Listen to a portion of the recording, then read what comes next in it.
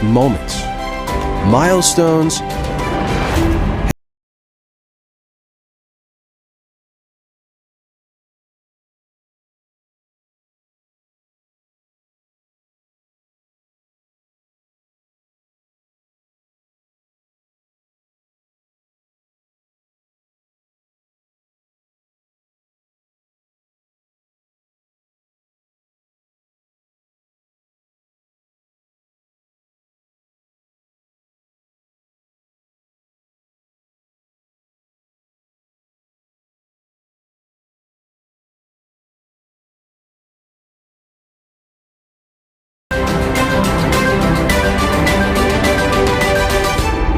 Rockwell Automation, expanding human possibility.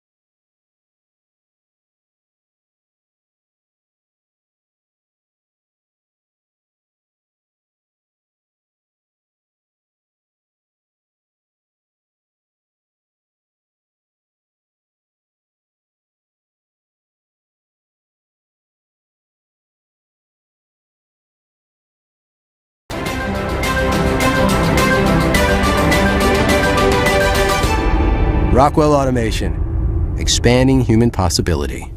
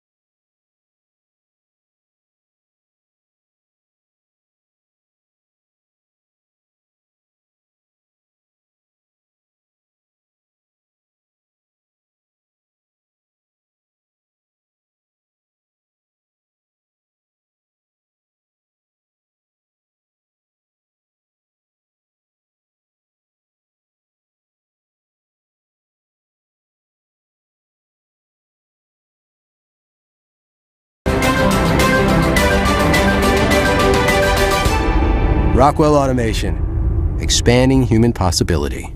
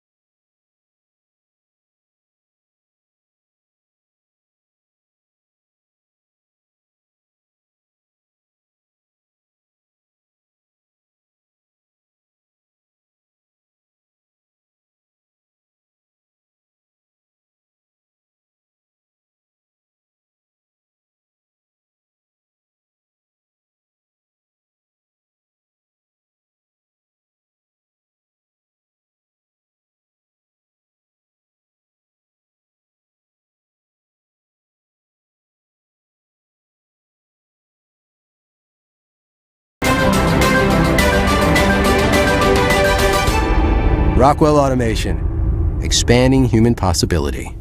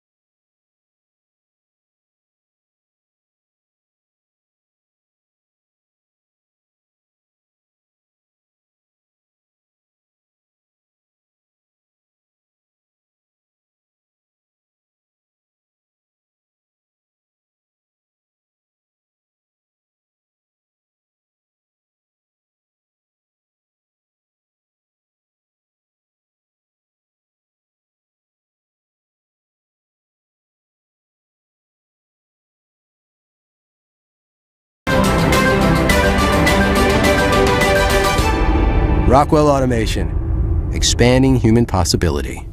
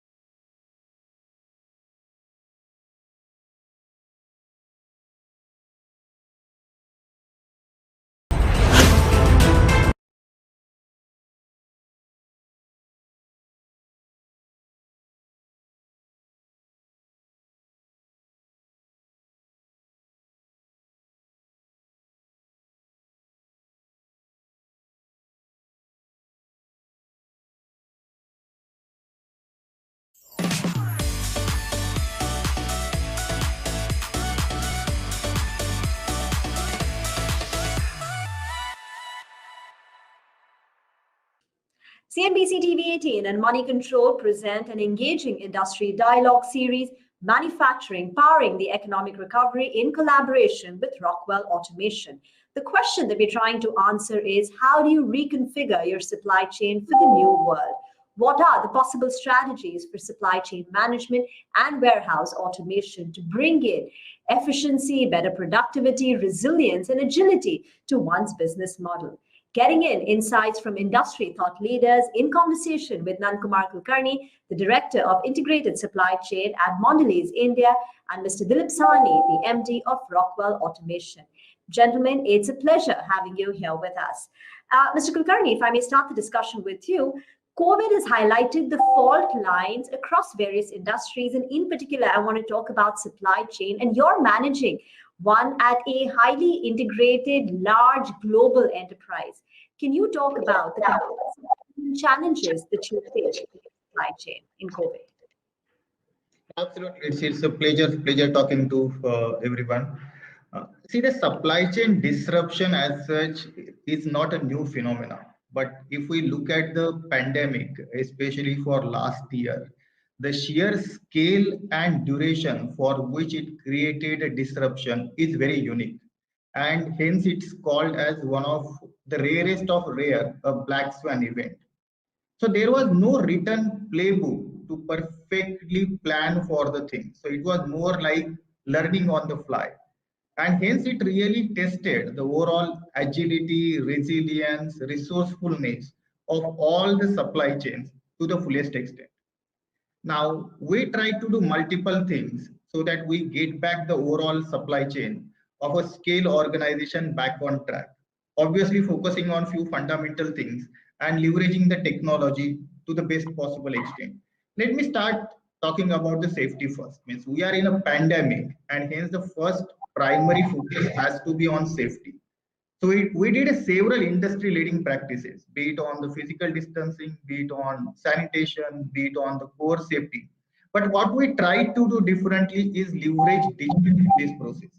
So we implemented something called video analytics in our large factories, which can really facilitate the safe protocols and also build right confidence with our stakeholders, with our partners, so that we get going in this pandemic.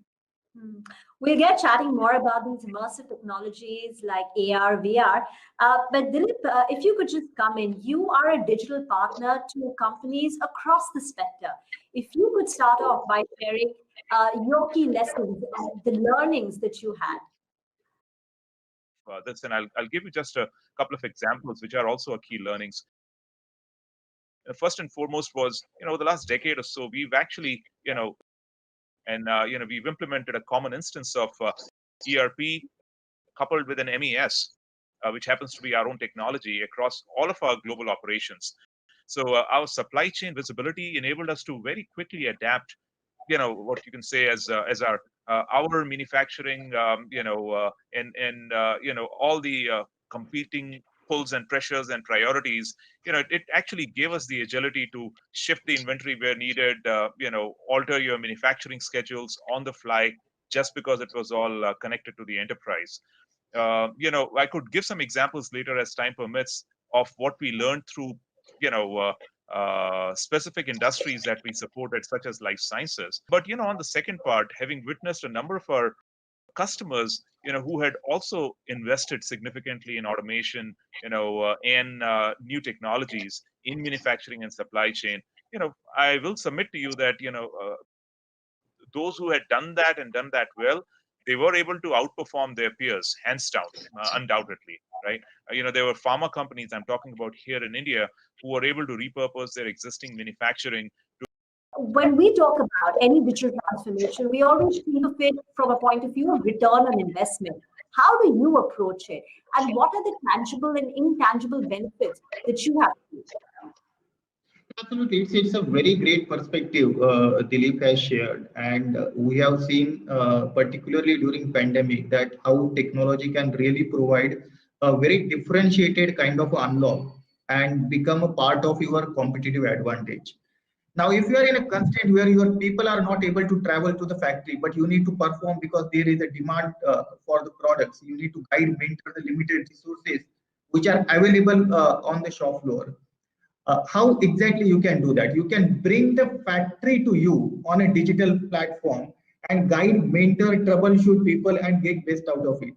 Now, this type of investment has a disproportionate returns when you are able to protect the consumer demand and you are also able to supply the product when it's difficult to go into the market.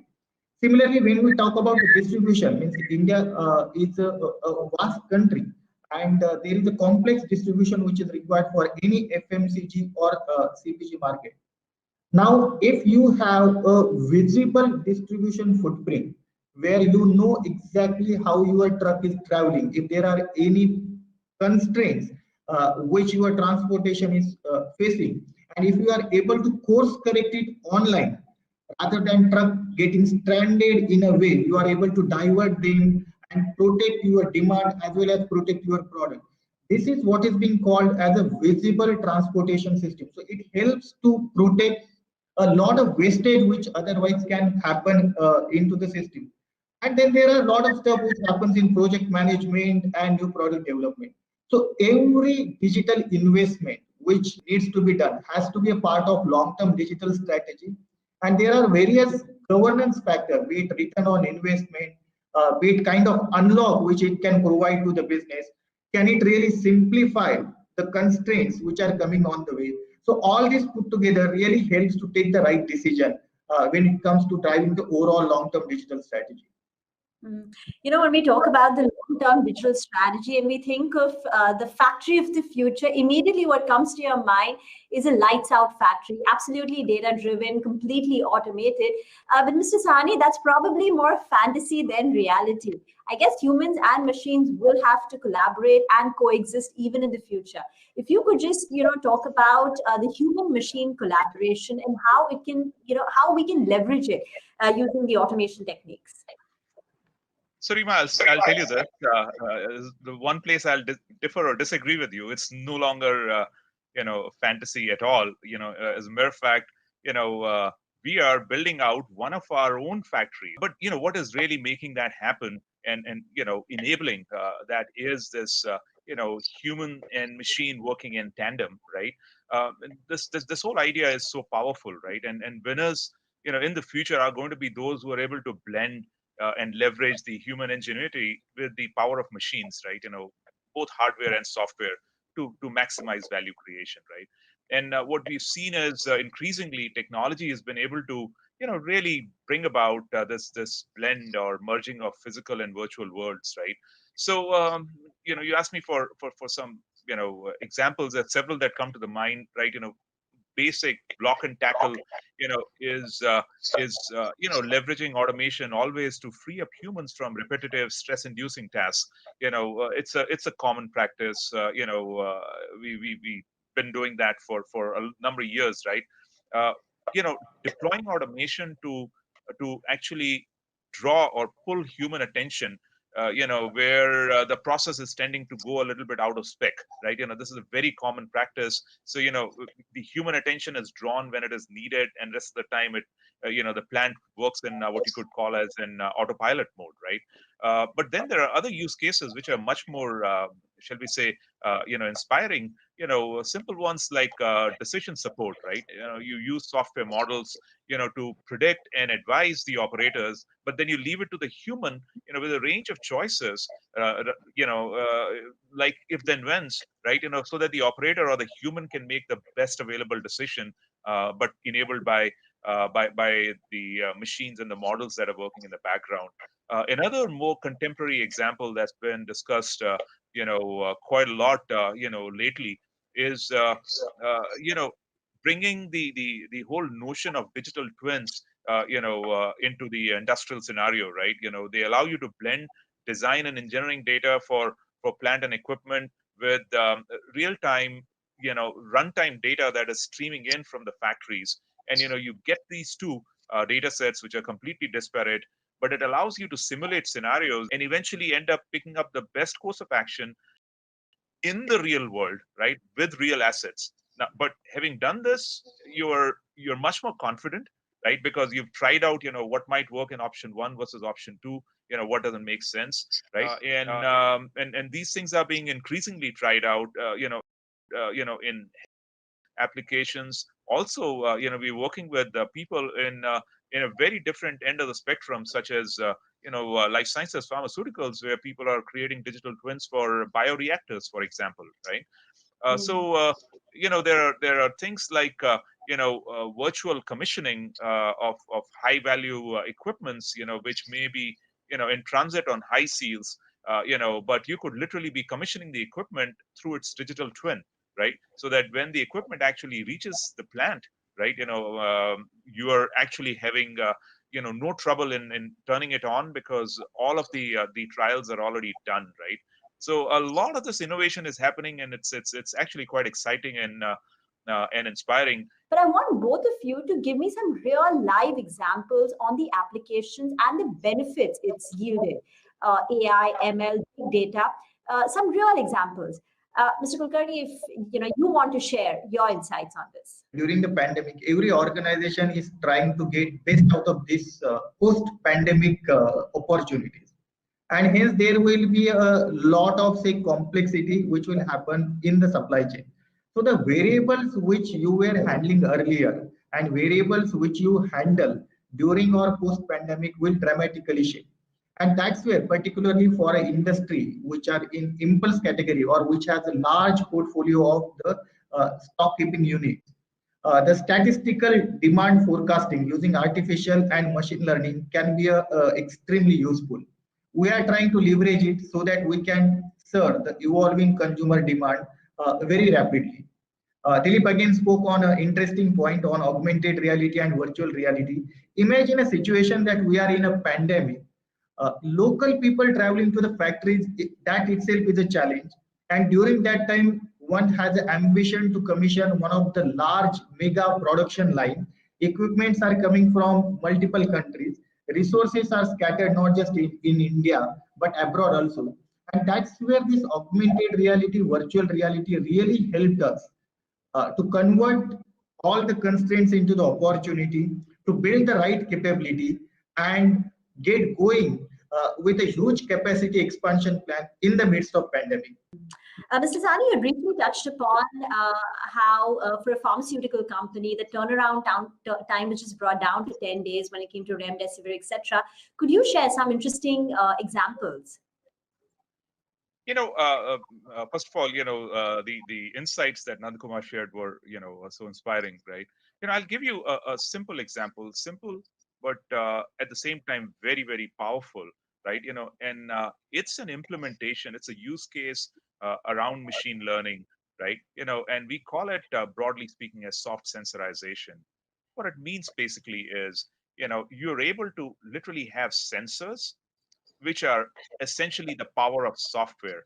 If you had to do it through physical sensors, sometimes you have to disrupt a process. Take, for example, if you have to measure, humidity content, in drugs that are being manufactured, it's a very important process parameter, right? And sometimes you have to literally stop the process, take the measurement, right? It's highly disruptive, and of course, it creates a lot of lost opportunity as well as process contamination possibilities as well, right? By using soft sensorization, essentially what you're able to do is by utilizing a whole lot of other metrics which allow you to create a model which allows you to then deduce the level of humidity on an ongoing basis without disrupting the process, right? So there it is, you machine learning, and things like advanced analytics being deployed to support real-time shop floor, operations. We are creating possibilities for industrial users through their existing DCS systems or PLC systems to online historize this data, learn this on the fly. So you don't need to teach uh, anything to the model, which is self-learning. You don't need data scientists because you don't get data scientists in these remote sites and factories, right? So the asset actually is a self-learning one, but what then it begins to pick up is what is a good operating trend versus the one where things are going out of bounds. In fact, I wanted just to follow up on this warehouse automation because clearly its adoption has picked up in the last 5 years. Could you share your thoughts on this topic? See, the whole warehouse means the concept of warehouse has evolved in last few years. Earlier, means if we see the ideal supply chain, actually the supply chain, you should able to produce just in time and things should reach to your consumer as fresh as they can be. So the need for storage should not be there, and hence warehouses probably earlier were looked more from the cost point of view. Now with personalization, with localization, the whole concept of warehouse has changed from cost objective to a value addition, that you not only just store the product in the warehouse, but you can also do a lot of personalization closer to your consumer and with your customers, and also to save the cost in terms of say write-offs, etc. All these automations are extremely important. So the whole concepts of warehouse, not just as a cost objective, but more of a value adding objective, and hence required automation in the warehouses will play a bigger role in the warehousing strategy going forward. Hmm. No, absolutely. Sustained investments in warehouse automation can help companies stay one step ahead of customer needs, whether it comes to personalization and even meet customer demands when it comes to delivery time. So I guess micro fulfillment centers have also seen a great increased pickup in the last couple of years. But Mr. Sani, would you like to share your thoughts on warehouse automation and how you see it evolve? In terms of warehouses and supply chain, overall, there's been such a big shift that we've been witnessing, which has been so rapidly accelerated because of COVID, shift in terms of consumer buying behavior and the boom in e-commerce, right? We've heard Nadkumar talk about the manner in which they've been evolving their warehouses, and we've seen, more broadly speaking, manufacturers adapting and getting ready to even ship direct to customers from their factories, right? So I definitely see a very pronounced and what I can call as an irreversible shift towards automation in warehouses, sortation centers, fulfillment centers, etc., etc. Essentially, what's going to happen is it's the power of software and also very agile cyber physical systems. We've been ourselves leveraging breakthroughs in motion technology. We call it as independent carts, right? So these independent carts coupled with robotics, and these systems that are tightly integrated with software systems, they are enabling businesses to tackle challenges of complexity that Nandkumar was alluding to, right? And actually achieving the elusive notion of having that batch size of one. What it means basically is ensuring that you're able to have every transaction that could be personalized for a particular order or a customer that you're trying to serve, right? It's going to be very, very important to also realize that to enable these operations, which are increasingly very complex, it's critical to call out the role of real-time matrices and dashboards, right? That support these agile operations inside and outside of the warehouse, right? And all of these, while a dashboard is a dashboard, but how it is being supported, the data that it is enabling is these matrices are very, very critical and being evolved rapidly. And a whole lot of that technology is powered by technologies like AI and machine learning, that we previously touched upon. Mr. Kulkarni, if you could share your thoughts around cybersecurity in a highly connected supply chain that you yourself are running and that we're seeing right now, it's imperative that we have the best practices when it comes to cybersecurity. So could you share your thoughts on it? Absolutely. Again, very, very pertinent question because digital should be a more of a long-term strategy.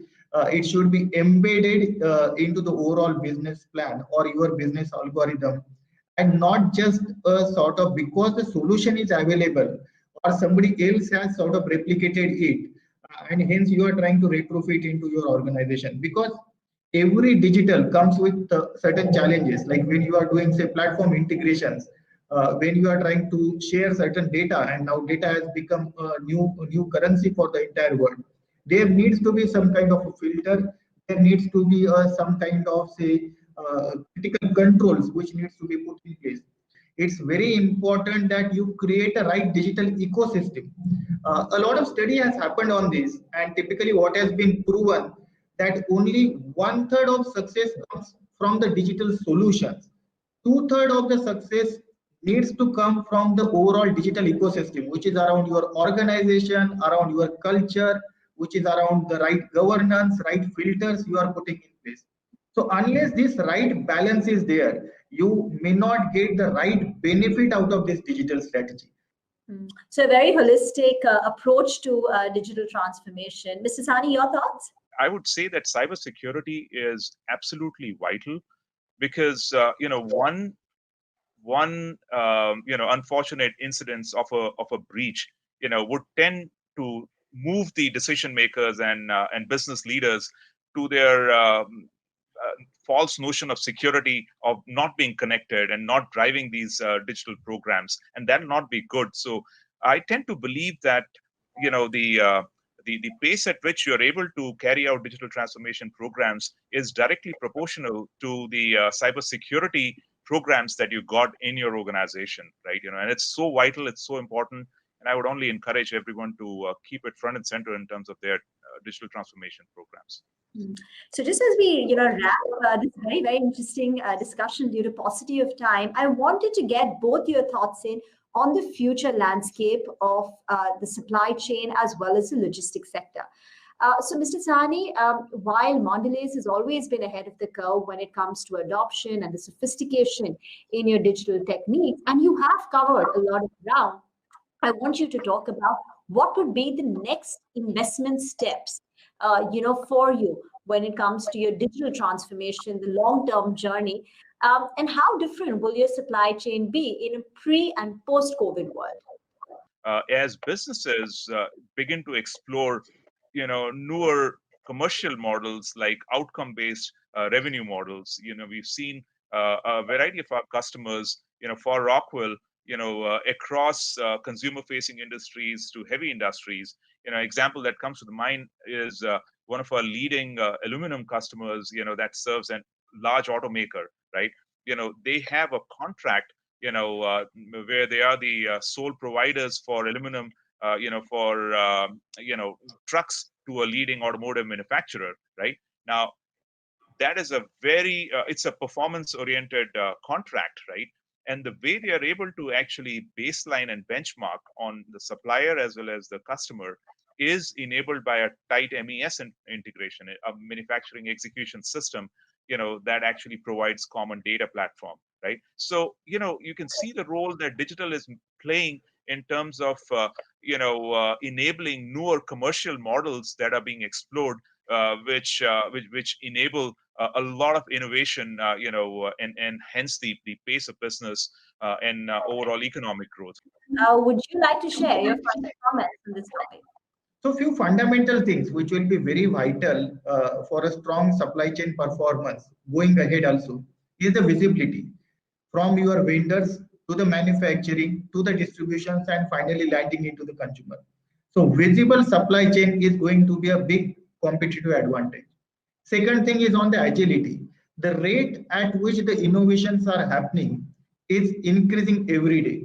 And hence you need to have one speed to market and increase number of innovation.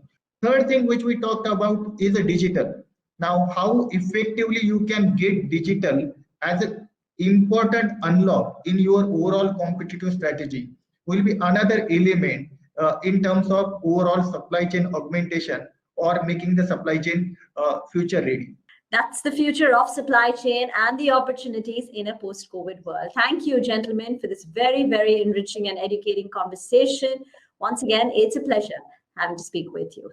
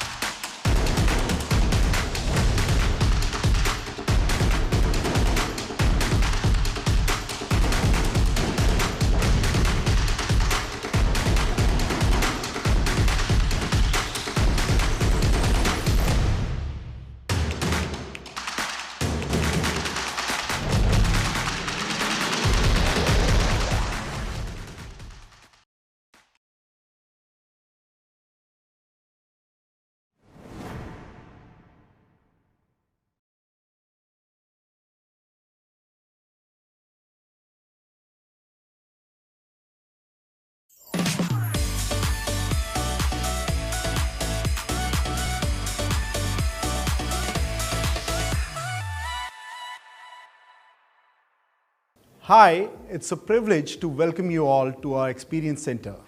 Today, we'll take a look at key technologies that help you realize connected supply chain. Let's take a tour. In today's time, operations are challenged from multiple aspects, whether it's ever-changing customer requirements, mass customization leading to batch size of one, or global supply chain disruptions occurring because of different reasons. Whether it's trade wars or pandemic, we are facing challenges which were not foreseen earlier. And all that makes us aware of is that we need to be agile and responsive to these challenges so as we can serve our customers to the best level possible. With this, I'd like to invite Vivek to take us through Rockwell's journey and focus on what were the key advantages we gained out of our operations. Vivek? Hi, Lokesh. Hi, Vivek. Welcome. Yeah, Could you take us to the key benefits? sure. So, when Rockwell embarked on this journey, they basically tried to do it in a stepwise manner. They first implemented MES, then they integrated their supply chain, and after going through the complete transformation, these were the results that we were able to get. The inventory was reduced from 120 days to 80 days. The capex was reduced by 30%. The delivery time increased from 82% to 96%. So overall, the target that we had set for ourselves, that we would be improving our productivity by 5% per year, that is something that we are able to hit every year. That is great, Vivek. While we achieve these benefits, we also learned the best practices that we can now take to the industry. Correct, no doubt about it. That's great. So could we go through some of the layers of solution where we are working and providing solutions to our customers? Sure. So the main aspects in which basically we are providing solutions specifically to supply chain automation is warehouse automation, which includes stock automation, sortation system, etc. And also we are trying to implement the IT/OT convergence and analytics on top of that, so that it is helpful for him in doing the fault finding, speedy resolution, and connectivity across everything. Wow. So we are talking about operational layer, Correct. and up to the analytics and Correct. executive layer of decision making. Correct. We are able to provide solutions end to end. Correct. Oh, that's great. So while we are connecting operations, we are talking about data integration, analytics. Correct. That must involve connecting multiple plants No doubt. via internet. Yeah. And one of the main concerns I see customers talking day in, day out is security. How do they ensure that their privacy and their data is not exposed to the web? And then they face multiple challenges because of that. Sure. So let me just give you basically a use case regarding that. So you can see over here, this is just an example of a Gartner machine. I'm going at the bottommost or the first layer that is there. So in this, when we are implementing solutions, we are trying to ensure that data integration and data integrity is there from the place where the data gets generated. Okay? So what we basically are talking of is that if I now go into the detail of similar system that I was talking to earlier, so there would be multiple components that would be there. Okay? Right. So now if I talk, say, of a switch, so the switch that we are using, it is having pre-configured port security, and you can have MAC ID authentication so as to ensure that the device which is supposed to be connected to a port, only that is connected. Similarly, Impressive. we have security appliances which are protecting the machines by implementing IDS, IPS rules so that we can ensure that the traffic which is meant to be transferred through that layer, only that traffic is getting transferred. Perfect. Okay. If I just go a step back and come to when we are basically trying to run the complete system, what all are the aspects where we help them? So at this layer, we have solutions which basically allows us to have restricted access of viewing as well as change of all the assets which are there on our floor. Okay. So depending upon your basically access level, you would have that kind of rights available for that particular asset. Also, you can create an asset inventory, which is a centrally managed resource where you can manage the firmware, the programs, the application codes. So it would do an automatic backup, and that also ensures you that you are able to see what is the life cycle of the product. Does that really mean that nobody needs to manually manage all the machines on the shop floor and keeping a backup and of each and everything? So Correct. as in case there's something that goes down, the system will automatically recover it. Correct. So that Wow. is something that I was going to cover in the next section. So basically over here what we are saying is that it would automatically take the backup. But not only that, it also gives you the option of understanding who accessed what and you can also do a change detection. So you can compare the code to master files, detect the changes, and accordingly you can understand what is it that is to be done in case there is something which is not working the way it was supposed to be working or it was working earlier. So this is how we implement security at the different assets that are there in the manufacturing setup.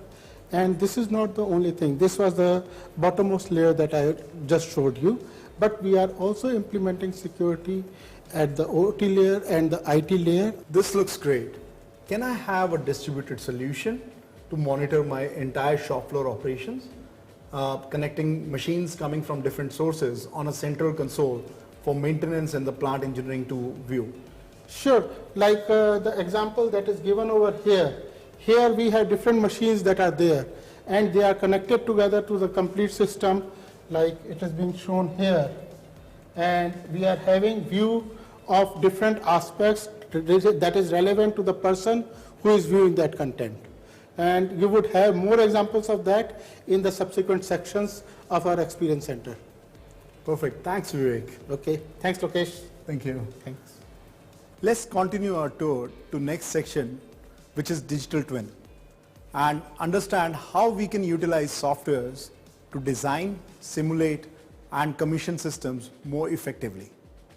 Digital twin is a virtual representation of any physical asset, be it a machine or a manufacturing line. Next, I'll invite Vijay to introduce the benefits of digital twin, as well as demonstrate what it is and what we can leverage it for. Hi, Vijay. Hey Lokesh, how are you? I'm doing good. What about you? Same here.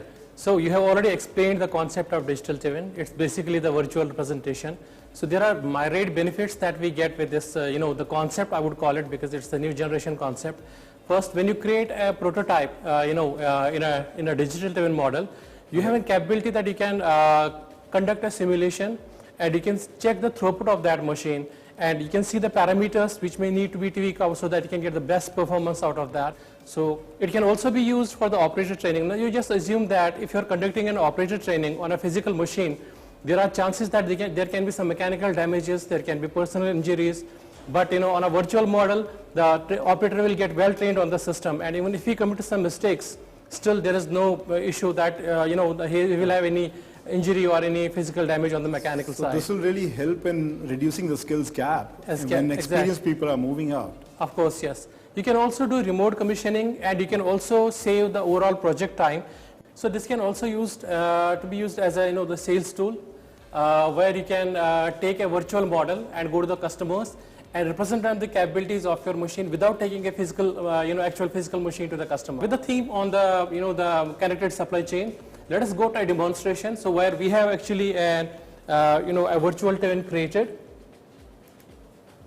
So if you see here, we have a conveyor, and we have a couple of forklifts which are picking the material and dropping it onto the stocking area. So what we see, what happens here, let me start this model. So if you see that this model, so we have different type of loads coming out of here, and each load has a product code which is being identified by a scanner here. So this is coming up with like 1, 2, 3, 4 as a code, and the load will come up with some different the values. Okay. So based on the type of load and based on the product code, it is being diverted to the respective positions so that one can be picked by a forklift and placed into the stock area, and another one which can manually be placed by a person and lifted it and placed it on some place. So if you see, I'm just slightly building up the speed here. Now if you see this model, the loads are being slowly staked and placed onto the stocking area here. But just one thing is notable here, though we have used 2 forklifts out here. Okay, if you see, there is still a congestion of loads because 2 forklifts are not just sufficient to take care of all these loads. So there's a lot of gap. So this says that the system is not efficient. So what we can do, is there a way that we can actually define that how many forklifts are required? Shall I go with 10 forklifts or 20 forklifts, which is going to improve the efficiency or throughput of a machine? So let us go to one more model out here. This is a similar model which has actually some of robo arms. There are 5 sections which are picking the material, and placing onto the pallets, and then there is a wrapper section.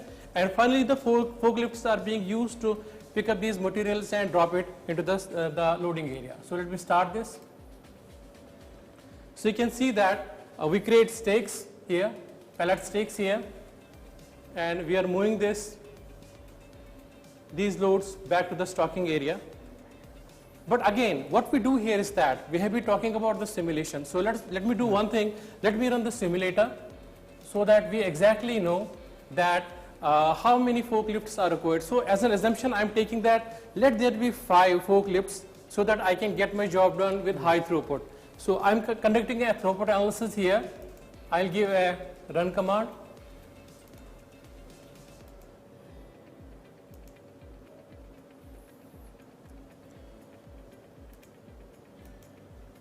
So you can see the simulation process has started, and you can see we'll get a simulation experiment status as complete on each 5 sections. So this is checking the status that when there is 1 forklift, 2, 3, 4 and 5, what is the throughput of this machine? So what is the analysis actually going on here? So let the process get completed here. So we have the 5th section which is getting completed, and as it completes, then we can see the kind of an Excel format here, which is giving us the number of experiments conducted and the total part counts. So let me select this all and run a pivot. So I can run a pivot table. So let me define a couple of things here.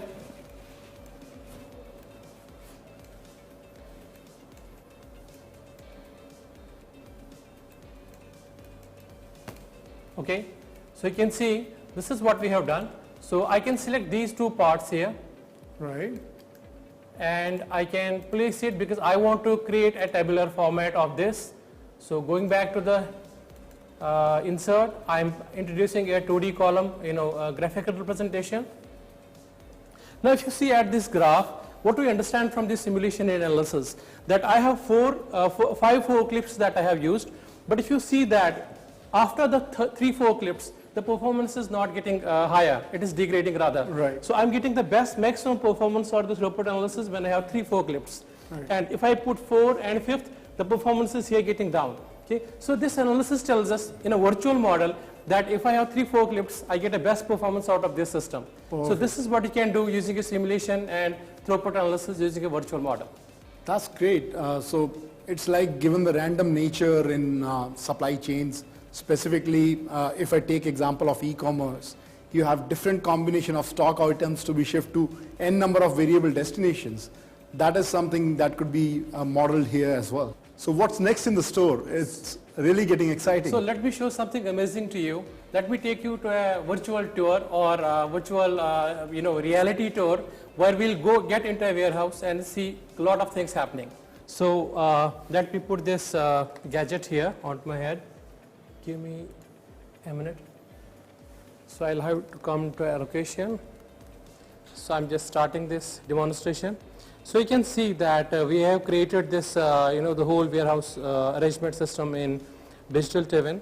So you can see there are different conveyors which are carrying the different cartons, loads to various positions. There are different equipments being handled, different machinery. So this whole environment is created, in the digital twin concept that we have been talking about. So we can go to different sections of the machine. We can see different operations at a closer view. So if you want to see the things working here, you can see the operators working on our left on different machines, the conveyors moving around by the stocking areas on our right side. So a whole view or walkthrough of the plant can be done, or the warehouse system can be done using the virtual model, of this digital twin concept. You can see we are just very close to the operators, seeing them working here. We can even teleport to different locations based on our, the requirement or the specific things that we want to see in this model. You can see the stocking area in front of us is right there. So this is the virtual tour or the virtual model which can be built, and then we can take a tour of the whole plant and see multiple things into it. Perfect. So this is what you were talking about, a sales tool. Absolutely. Or even from a perspective of optimizing the operations, finding bottlenecks. That is how a digital twin could be utilized. Absolutely, yes. Absolutely, yes. That's great. Thanks, Vijay. Most welcome. Thank you. I hope you are able to see the power of digital twin and what are the various possibilities which can be achieved by leveraging digital twin. I request you to post your questions in the chat box. In the meanwhile, we'll move on to the next section. One of the challenges is changing customer demand and mass customization, which in other words is batch size of one. How do you make your systems flexible enough so as you are able to cater to ever-changing requirements? Robots have been in existence for multiple decades now, providing us flexibility when it comes to a single cell. But what about when you need to move material between the cells? How do you customize that? And for long, we have been relying upon belts and chains to do that, to achieve the movement of material from one system to another. And that is where putting supply chain and flexible requirements together, I see independent cart technology as a key building block, which helps in achieving the flexibility through and through. Next, I'll invite Vijay to demonstrate what independent cart technology is and what are some of the key advantages. Hey Lokesh. Hi Vijay. How are you? So you have already talked about the independent cart technology, that it is ready to replace the conventional 100-year-old conveying mechanism of conveyors. So let me start the demonstration here. Right.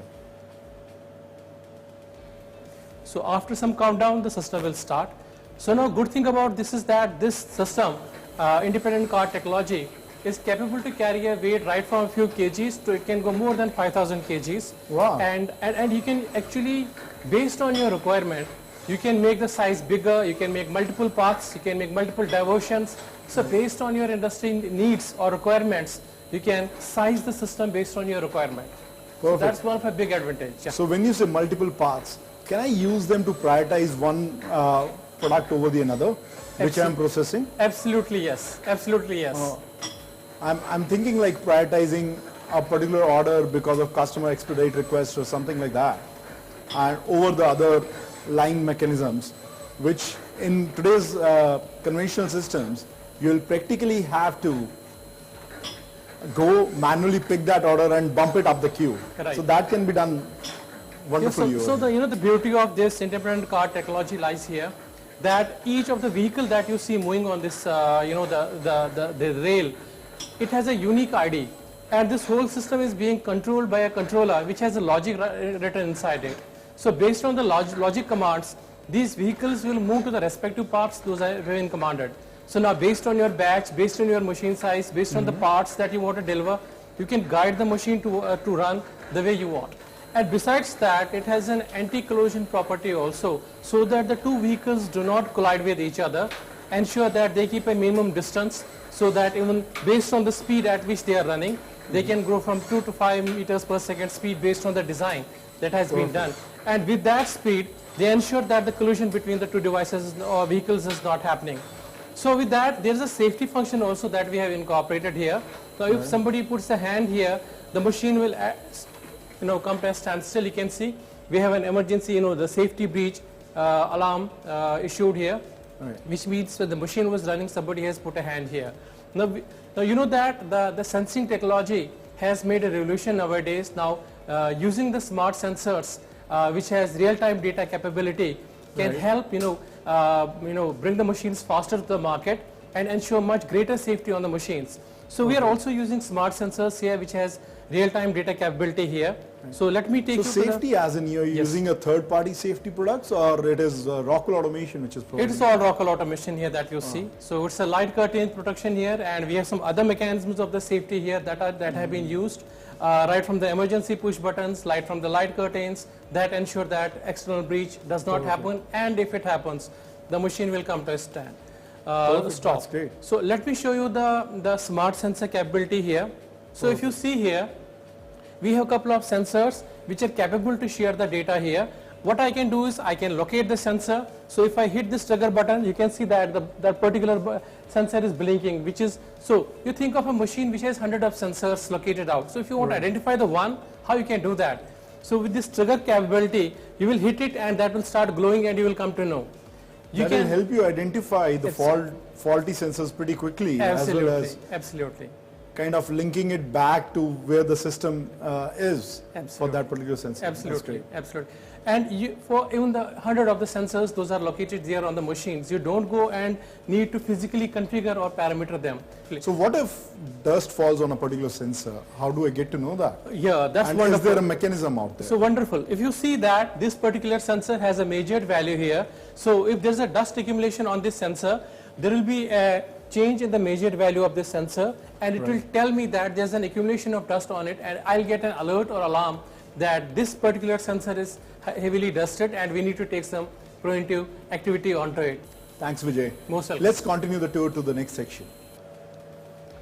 Vijay, tell me, we discussed about how a sensor could be configured right from the HMI. So this is a great functionality that drastically reduces dependency on experts, but what about other components? How those can be configured? Well, this functionality is not just limited to the smart sensors, but we have this functionality available in various power components also, like variable frequency drives or overload relays. So if any of these components, for example, fail and we have a spare available, we can simply replace it, and it can be done by anyone who is not a technical level, because all the configurations are automatically downloaded into the new system, and in less than a 1 minute time, the system is ready to go. So let me show you the power of the remote diagnostics also. So let's have a look at it. Sure. We have a machine here. So what I'm doing is that I'm trying to start it, but I find some kind of, the alien issues on this machine. Something is written as a safety breach and some kind of concerns. So what I'll do is that I'm going to give a call to my expert who is some remotely located in some factory. So I'll give him a call. So he doesn't need to come down here? Absolutely not. So I'll just give him a call and I'll try to troubleshoot this machine with his help. So here I am giving a call to the expert. Sure. Let's see how it goes. Sure. Okay. Hey Anshu, how are you? Hi Vijay. So Anshu, we are stuck on a machine where I'm trying to troubleshoot it, and I'm getting some kind of faults on this machine. So let me first scan the machine so that it comes in the visibility for you. Sure. Okay, I'm done. So let me show you the fault that is coming here. So there's some kind of fault, alien fault coming on the machine. I was trying to start the machine from this button, but it's not working. It's not starting. Okay, I can see there is a safety breach. So please try to, press this button. Okay, let me do it. So I have pressed this button. Okay, so it still not works. So can you please navigate to the machine and there is an e-stop button. There is an e-stop button. So if you can navigate to it. Can you show me the location, please? Yeah, see, so you can see that. So I have marked that e-stop. So can you please release that button? Absolutely, let me do it. Okay, I have released that button. Yeah, can you please try to start the machine now? So it still has this safety breach kind of fault. Do I need to reset it again? Yeah, please try to reset it again. Okay, so I'm doing it one more time. Yeah, so you can see that the safety breach has gone now. Now please try to start the machine. Sure. So I'm just starting the machine. Now I think there is no fault on the machine showing on the HMI. So yeah, good, absolutely awesome. The machine has started functioning. That's great. Thank you so much. Thank you, Anshu. You're welcome, Vijay. Thank you. So this is the strength of remote diagnostics, where we are utilizing the software by taking in help from the expert who is remotely located, and we can show him the machine, we can identify the different parts, we can identify the faulty parts, and we can get it corrected. Right. This is a summary screen that you can see here, that what changes have been done here. Like we have marked different things. We can export these images if you want to keep them on a record. So I can export these images and keep it in my record, that what was guided to me by the expert and what I have done here. Okay? That is great. Thanks, Vijay. This is a great tool to leverage expertise located at a remote location, and thus we can depend upon new engineers. Yeah, most welcome, most welcome. As we discussed a few minutes back, as the system grows and there are multiple devices connected on network, security becomes a very important aspect. In addition to that, diagnosing a complex network is a tedious job. Next, I'll invite Anshu to introduce how we can make network troubleshooting easier while ensuring safety and security of the system. Hi Lokesh. Hi Anshu, how are you? I'm good. What about you? Doing good. It's been a pretty exciting day. Good. So as you rightly pointed out, I mean in a typical warehouse application, I mean there are a lot of devices, automation devices which are connected over the Ethernet. Devices like the smart relays, devices like the controllers, devices like the HMI, power monitor, or probably a variable frequency device. I mean which are very common in any architecture. Right. So it becomes very important to monitor them, timely, to take any corrective actions or any, I would say decisive actions. So in that case, in our concept or in our technology, we have joint technical, partnership with Cisco. So wherein our switches has the inherited capability to monitor any network devices directly on the HMI. So you can see that, I mean, probably I can refer this particular one example. So there is a switch which I can monitor as an operator. I can monitor right at the HMI. I don't need a dedicated tool or an IT expert to monitor that network status. That is perfect. Right. So you can see that. I mean there are all the Ethernet ports. I mean marked or depicted in a different color. So for example, port number 1, as you can see on this particular switch which is connected to the panel. But how do you ensure that port 1 right. will not have an unauthorized access? Right. So in that case, we have a security function called port security. Understood. Where we can, map the MAC ID of a device to a particular port. Wow. So only that particular device will be, able to communicate to that particular port. So I think this is great from a machine diagnostics perspective, right? But in a plant, there will be multiple devices. Right. I think that's where our next showcase will focus on. Sure. So let's move on to the next section. Perfect.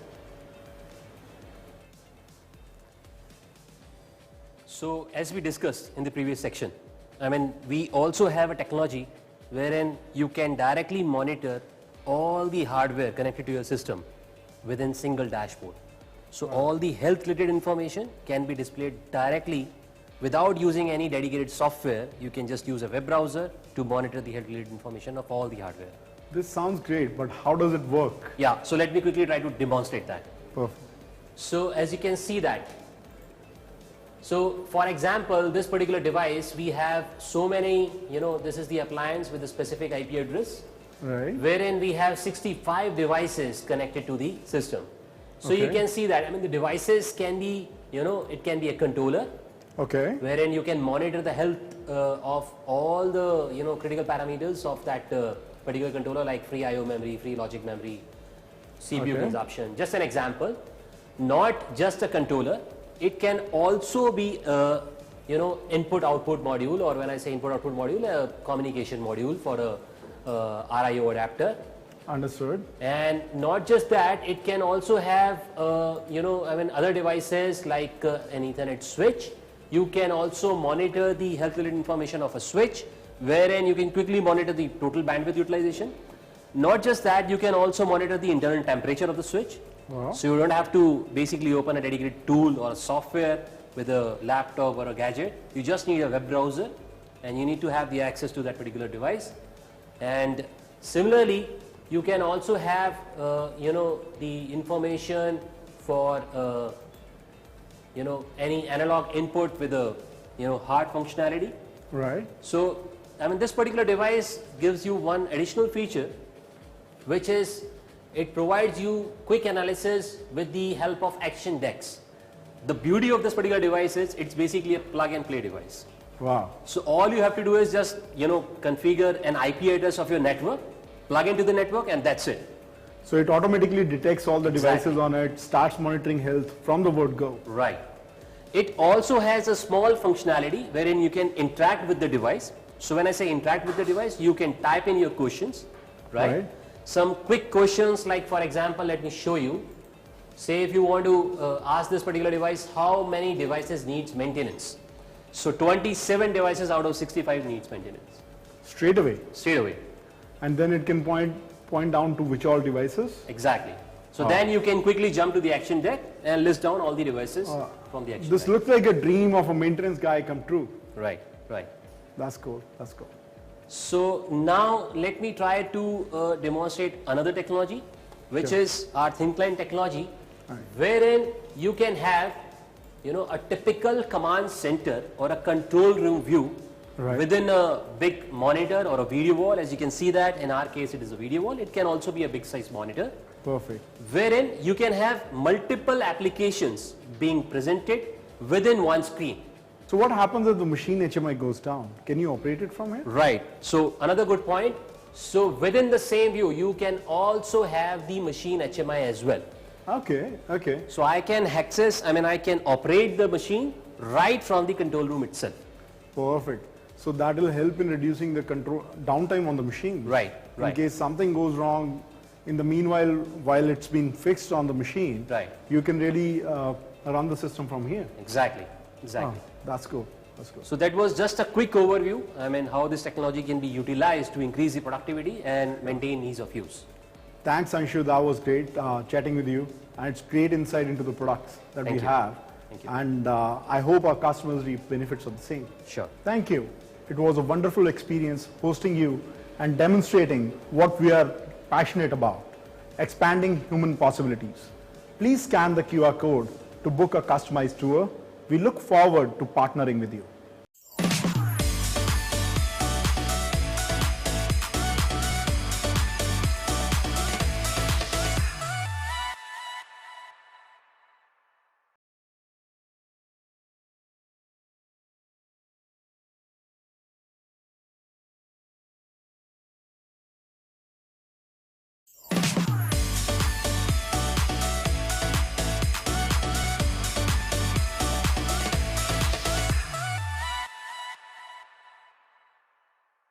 CNBC TV 18 and Moneycontrol present an engaging industry dialogue series, Manufacturing Powering the Economic Recovery, in collaboration with Rockwell Automation.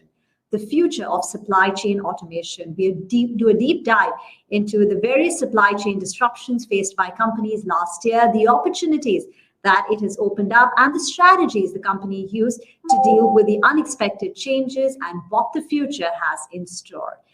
To discuss how to future-proof one supply chain, we're now joined by Mr. Pawan Mehta, the head of Customer Supply Chain Southeast Asia at Nestle, Vineet Malgaonkar, the chairman at Armstrong MBPL, SPS Chauhan, the director of Asia and Middle East at Bastion Solutions, Arvind Kakru, country head, Rockwell Automation, and Shirish Yadav, the vice president of technology and manufacturing at ITC Foods. Gentlemen, it's a pleasure having you here with us, and I'm the moderator for today, Rima Tendulkar from CNBC TV 18. Arvind, if I may just start the discussion with you, while the pandemic caused a lot of disruptions in demand, there were equal number of disruptions that we had on the supply side. There were labor shortages, forced closure of factories, there were component shortages, and at the same time, the customer expectations when it came to order fulfillment remained intact. If you would start off by just telling us the challenges and the complexities that the companies, your clients, faced in the pandemic when it came to dealing with their supply chain. Sure, Rima. Yeah. So as you kind of mentioned, and every one of us observed and went through the whole process, it became a very complex scenario for us. I think there were issues related to supply chain, which were shortages. There were also spikes, after a point, which was related to lockdown, and things became very complex, and in today's technology-powered era, the customers expect all products and services to be delivered faster. That is the e-commerce model that we went through, and that kind of compensated for many other things that were physically available to us, and they kind of went into a very different direction. And now you add the complexity of, which is flexible, accurate, nimble supply chain logistics, and which is on the rise.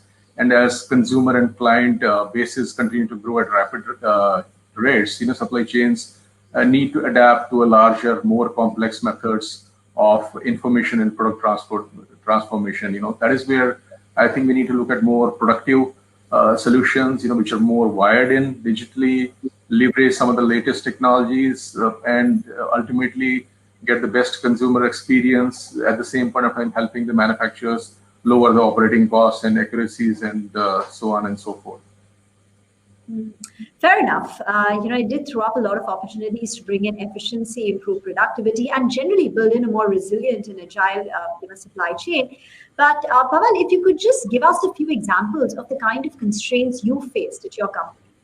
Yes, sure. I think it's absolutely correct to say that the pandemic did affect us very badly as a manufacturer, especially in the initial phase. There was a shortage of labor both at the factories and our distribution warehouses, which badly impacted the overall supply chain. What was also a big challenge was the dynamic nature of these shutdowns. So you would have a shutdown or a lockdown in one area, and then another one, etc., etc. Also, in the initial phase, there was a big challenge to really make sure that the ground level people understand the passage laws, and there were, a lot of challenges around that. Specifically, I think I bring it back to some of the discussions we've had already. Many of our production lines, which were labor intensive, suffered much more than lines which were highly automated. And this gave us a huge opportunity going forward that we needed to automate, especially, some of the end-line automation that we are doing on packing and repacking. So these were some of the challenges as we went along in the pandemic. I think supply chains very quickly learned to deal with them with a few things. I think very clear communication right down from the ground level to the top. One of the very interesting things you spoke about is this demand shock, and it's something we all experienced in COVID. Something which is a very stable usage, like a tissue roll. We saw these demand spikes. People consumed or stocked up a month's usage in one single day. So, when it comes to your supply chain as well as warehousing, how do you deal with such a demand spike? And we had that across various commodities that we experienced. Vineet, would you like to address, how one can optimize their warehousing to deal with the unusual demand spikes? Yeah, sure, Rima. So basically, so there is a piece of automation which which can cater to a certain 2x of the normal demand, and then when you anticipate the demand to go 5 to 6 times, I think companies can deploy flexible automation like the autonomous mobile robots and robotics. And in normal times, you can go for the conveying and the sortation automation and the storage and retrieval automation. So these are so technology basically would be the right answer to look at these demand spikes. And many companies are already taking up to it. If you see the surge in these spikes, as we all know, in the last 25 years until 2019, e-commerce, for example, in the US, grew from 0 to 16% of its market share. But in the next 10 months after the pandemic broke, that is March onwards, until the end of 2020, from 16%, the share of e-commerce suddenly went to 29%. So practically, if you see, it's almost doubled. And how do you kind of then, forecast your growth rates, or how do you even forecast what sort of a demand is about to come? So the only solution to that is, as I said, it's the right combination of the technology that you can put together on the intralogistics side. And Mr. Chauhan, could you elaborate on the kind of technology one can use to optimize their warehouse as well as supply chain? Intuitively, we can think of robots replacing humans in the warehouse or on the floor of factory. But where else can technology be used, and how? Yes, Rima, I think it's a very important topic that has been going on. And what we are seeing now is also because of not necessarily only pandemic, also because of the taste of the customers, which is changing. We are seeing that there is a lot of traction happening on the micro fulfillment centers, right? And these micro fulfillment centers will be more closer to the customer, maybe like in city centers and all. And there won't be one micro fulfillment center. So just as an example, If of course now future we have to see what happens to it, but like Reliance and all, and they have their big stores, and each of those big stores can become a fulfillment center. So if, let's say, in a place like Delhi, let's say they have 10 stores, and each of those 10 stores will become like fulfillment centers for them, and they can spread these risks out. One is that. The second is also they are more closer to the customer, and it can fulfill faster. So the fill rate, the first fill rates, what we say, will keep on going up. And that is not only in India we are seeing it worldwide. So we will have more of a hub and spoke models. And when we say spokes, they are also very, very small ones, multiple, small micro hubs, as we say. And this is going to change. Shirish, if you could just share your experience on the complexities, the difficulties which you faced at ITC when it came to managing your supply chain and the fault lines which you observed. Yeah. See, as a ITC, especially in ITC Foods, where I'm working, we manufacture multiple products. So we are manufacturing atta, biscuits, beverages, noodles, potato chips, snacks, and many other products. And this has created, and we have multiple manufacturing locations. So we have total in our own manufacturing locations close to 9 big factories. And then there we have also co-manufacturing locations spread across length and breadth of the country. So while there are complexities, because suppose I give examples, we have a factory at Kapurthala. At one place, we produce the atta, we produce the potatoes, we produce the snacks and noodles, as well as the various biscuit products and the beverages. Because all these products are made under one roof, so we get a like an economy of scale. So my management is a common for entire complex. We are able to create the multi-skill across the workforce, because that is very important, because plants are fluctuates, because it depends on the market. And then whenever there is a demand fluctuations, we are able to suppose teams working, workforce working into the beverages, they also are capable of running the biscuit lines or the snack lines or the atta line and vice versa. So that is what, though there is a complexity, I think we have found a way how to address those complexities by creating like synergies at the back end. Same thing we do at the front end also. Our trade marketing and distribution team is together anchored, and then similar kind of approach is used. Also, we use various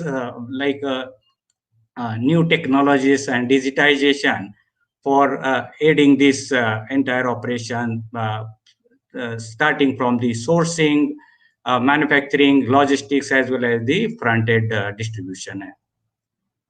Thank you. Arvind, what if you do not have a budget for these multiple warehouses or fulfillment centers? So then, what is the best strategy to streamline one's warehousing? So I think the automation is very key to all this. There would be a physical automation element, and there could be a process automation element that would interconnect all the devices, make the fulfillment much more stronger, collect all the data, get them all synchronized, use those insights to give efficient management of the whole warehouse, and integrate with the ERP also to a very large extent. Now, we talked about robots, and there would be cobots also in some cases, and automated storage and retrieval system that would come into play, and they would be very, very critical for managing the whole operations in a very efficient way.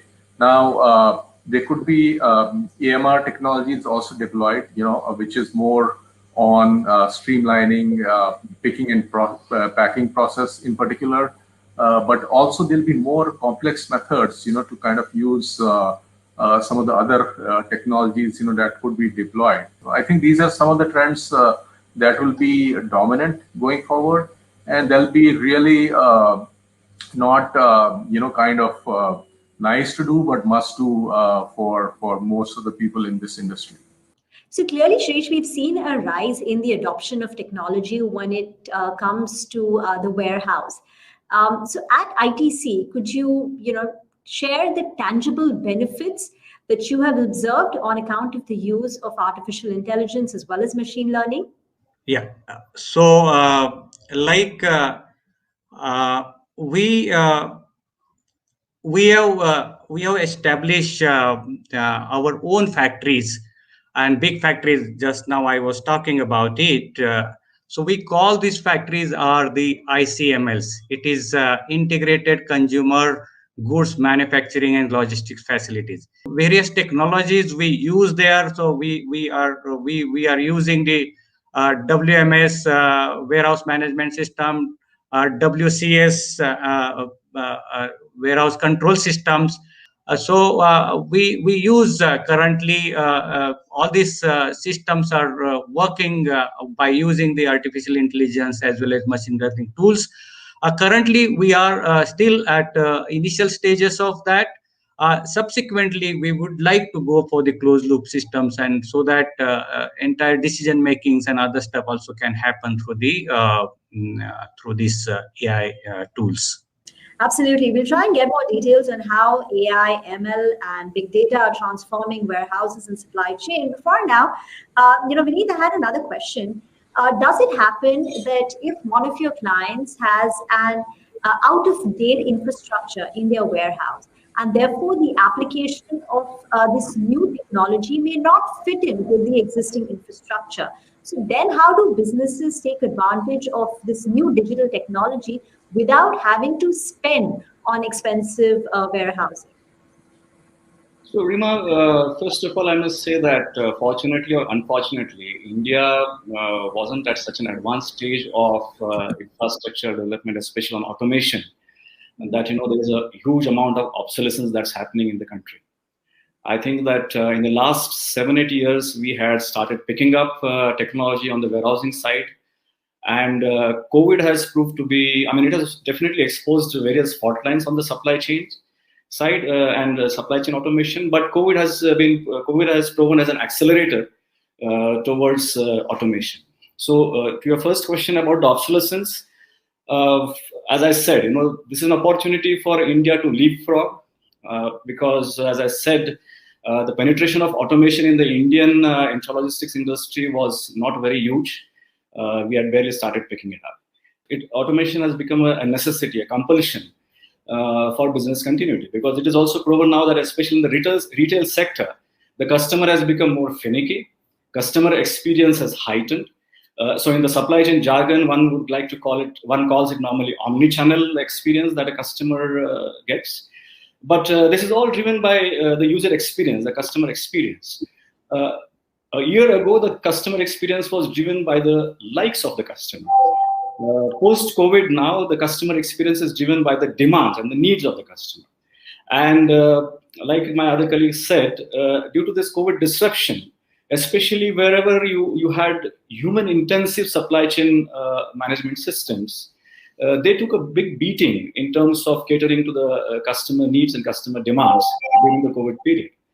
We have seen numerous examples of companies who could survive and sustain, who already had a decent automation policy in place.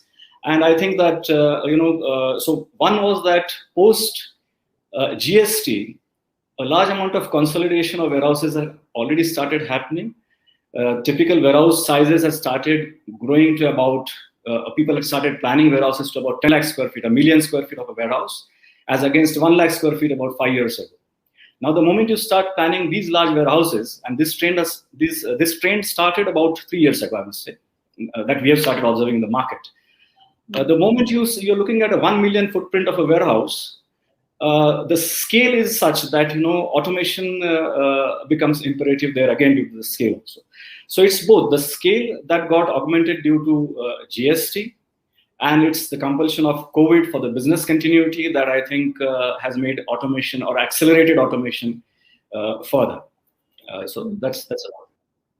So, as the Vice President of Technology at ITC Foods, where do you think your company still needs investments when it comes to digitizing your supply chain?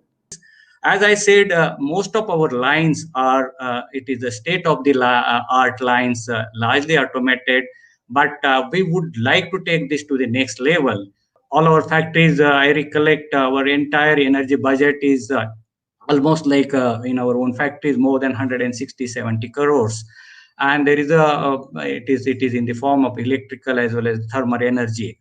So we have initiated smart utility projects at our various factories, and with that we are able to through the digitization we are able to pull the data, put the analytics loops around it, and then analyze it, and then take it to the next level. So currently it is still an open loop. Eventually we would like to go to the closed loop, so that even decision currently basis the analytics, I think still our managers are driving the decisions. So we would like to go to the next level where decisions also taken through the machines by using the latest technologies and tools in the AI and ML. Pavel, you started off by saying that the warehouses, which in your case were automated, for obvious reasons, fared better than the warehouses which were heavy on the human side. If you could actually, share some insight on the differences, in what way did they fare better? Was it in turnaround time? Could you just throw some more color and detail on this observation? Sure, Rima. So in all aspects, actually, and I think what was very important is that in a warehouse which is highly automated is much more immune to any kind of disruptions. And we still have a large dependence on physical labor, on labor force, which due to COVID took a big beating. So if you look at all parameters of warehouse operations, compare highly automated ones against which are not highly automated, the turnaround time was much highly impacted. We did have some impact of turnaround time even in automated warehouses, but the negative impact of turnaround time in non-automated warehouses was 3 to 4 times. The order fulfillment capacity that we could manage out of those non-automated warehouses fell by almost 30 to 40% in the peak of the pandemic, while automated warehouses, the capacity did fall down a little bit, but that loss of capacity was 5 to 10%. The other part was safety. Automated warehouses continued to be safe, while non-automated and highly labor-intensive warehouses, we had to put in place much more stringent, much more strict COVID measures. So in all aspects of lead time, capacity, and safety, we found there was a big difference in the way automated warehouses we were able to react through the automated warehouses in compared to warehouses where we were still largely dependent on manual workforce. Shirish, Arvind spoke about the use of immersive technology like augmented reality, virtual reality. Are you using it at ITC Foods? If yes, how? Or do you foresee the need going ahead? Yeah, so if you see the augmented reality and virtual reality is emerging trends. Actually, I think a lot of companies are adopting these technologies. As far as my company is concerned, we are still in the nascent stage as far as these two technologies are concerned. However, we are already working on certain plans in this coming year. Especially, I see huge opportunity with respect to like a training through the virtual reality, to train our new workforce, even existing workforce, because as I mentioned earlier, we have multi-category lines across our factories. And then certain workforce, suppose, is working on the biscuit lines. He may not be fully aware about the beverages line, and so how we can train in minimum time. So this virtual reality is really a big opportunity for us. So we are working on, along with our OEMs, to create the training modules. And so those modules are very, very interactive. So we would like to go for the virtual reality and augmented reality related technologies. Arvind, you said that COVID made companies realize that automation in your supply chain is no longer good to have, but a must have. So we can be familiar with the use of robos, cobos for packing, for sorting. Where else can technology be applied? So there could be multiple places. I think some of the discussions have happened in some of the applications, but let me just elaborate a little bit. Suppose say we look at inventory management. With some of the tools deployed, which are more related to augmented reality and virtual reality. So they can the staff, the warehouses, they can manage the stocks all hands free. With help of AR smart glass, workers can get detailed information how a particular task needs to be performed. They can see, all the logistic related things. The biggest application, in my view, is order picking area. Where it looks like a very mundane kind of process, but it contributes to like almost half of the, or more than half of the operational cost. In a typical warehouse. So if you streamline that, and you actually are able to find the products quicker, faster. You know how to kind of manage them, overall, and that results in tremendous cost savings. So I think these are some additional, I would say, places where things, the efficiencies would come into play. Improved delivery could be one more area, wherein getting product into end users' hands can be a huge time waster. Typically, rather than sifting through parcels in a truck or searching a building for the right delivery address, etc. So delivery people can rely on augmented reality to get to the particular location quicker. There could be fleet management thrown in, which could optimize the routes and stuff like that. So they'll be really helpful in managing some of these applications.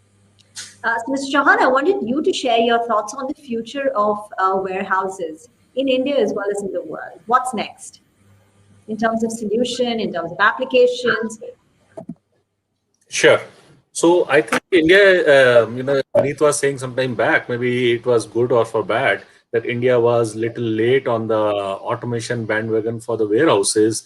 And I would say, we missed some things in between. But now with these bigger sizes of warehouses, 1 million, 10 lakh square feet and all big warehouses coming in, together with the micro-fulfillment centers, we see a lot of potential happening. Even if you see today, in the supply chain, there is still a lot of automation possibilities. Just see how we transfer goods from one factory to another factory. Maybe we keep it in pallets, then we stuff it manually into a truck. Then the truck comes on the other side, and again we manually unload it and put it into pallets and again store it. So you can see there is a lot of non-value added activity here, lot of labor dependence and all, which as we go into palletized mode of transport, which in India is still a distant dream at this moment, but some of the companies have taken the leap and they have started that. So we see all these things as this happens. This is going to be a more of automation led into the Indian warehousing scenario. Pavan, where do you think inefficiencies still lie? We've already seen a rapid increase in the adoption of technology when it comes to warehouses as well as the entire supply chain. All the stakeholders are slowly getting automated. But, what are the inefficiencies still that exist? So just to understand, as we reconfigure our supply chain, what is next according to you at Nestle when it comes to automation and digitization? Yeah, that's a great question. So, see, inefficiencies exist pretty much in all aspects of supply chain. The question is, how do you eliminate them, and what are important inefficiencies to eliminate? So the inefficiencies on the warehouse and logistics sides we have already discussed. I'll touch upon a few other areas which are also, let's say, primed for a high degree of automation and digitalization. One area is planning. We are investing heavily into digitalizing and automating the entire planning process. The advantages of a highly automated digital planning process is that you can actually plan at a much granular level. You are more accurate. You can build AI and ML based algorithms, which quite frankly, physically, you cannot do. I'll give you a simple example. Sales for a few of our categories spike tremendously in the marriage season in the north and east of India. Now, it's very important to predict that what will be the extent of the spike, what will be the period of that spike, etc., etc. And if you adopt traditional planning methods, it's inefficient and it's inaccurate. But with automation and especially with the use of AI and ML, we can really predict those kind of demand spikes much more in advance and use them to our advantage. The other area where a lot of automation, digitalization for a vast company like ours will help a lot, and we are doing that, is really in interaction with our vendors on the upstream and customers on the downstream.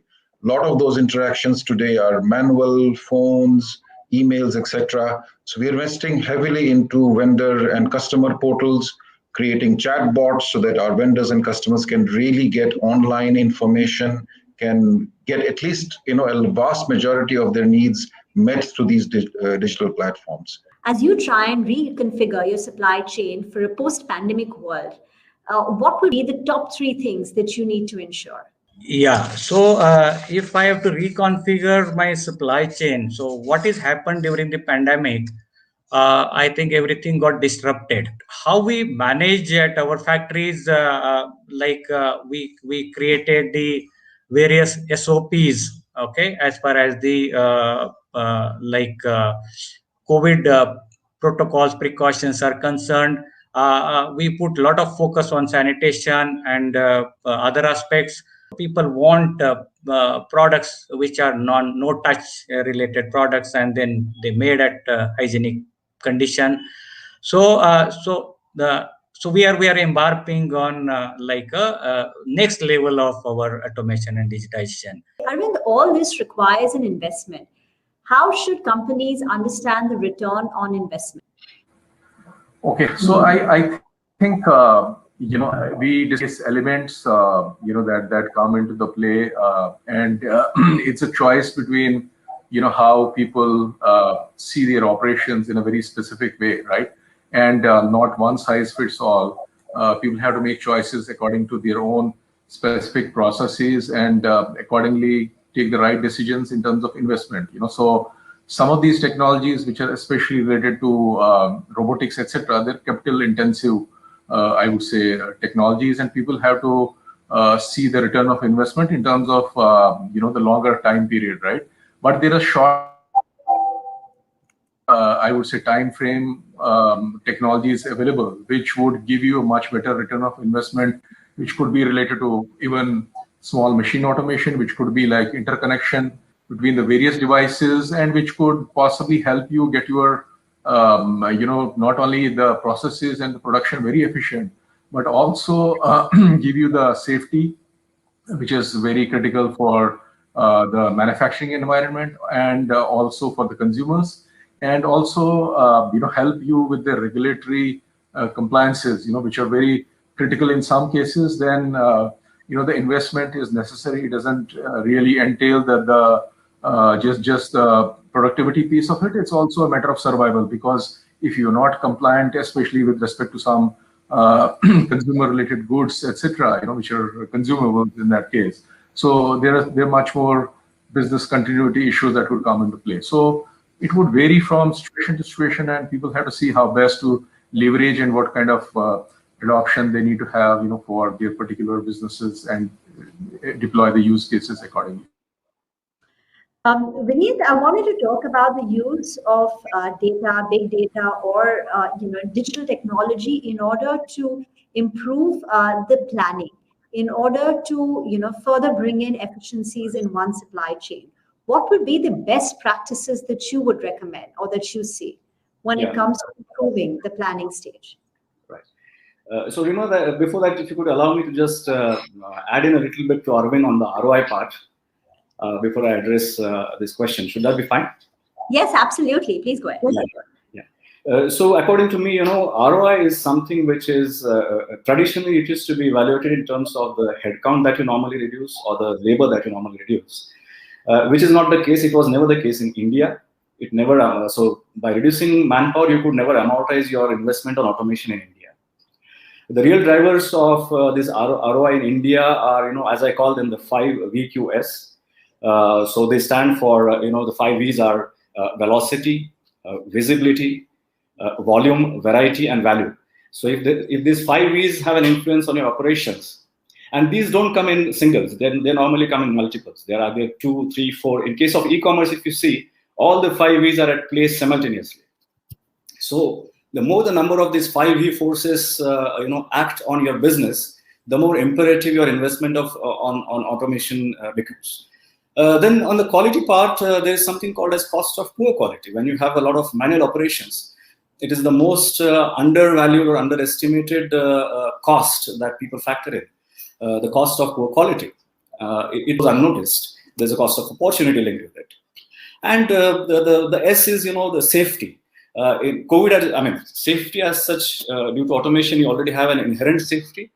But at the backdrop of COVID now, it has become even more imperative. So there's a wide spectrum that you can go with the help of automation, right from touchless automation to lights off warehouses. There's too much of a dynamic scenario in the market that this sustainability, the survival has to be factored into the business plan before the ROI. And that's what I would like to highlight on ROI front. Okay, interesting, very interesting. Mr. Chauhan, what are various aspects to one supply chain? It starts with procurement. What, according to you, would be the best practices when it came to dealing with suppliers to ensure your procurement is absolutely optimized, which it's also flexible, it's resilient, it's agile. What would be the recommendations that you have? Well, as I think Vineet was just mentioning, once we have this data, the main important thing is not to just have the data, what to really do with that data.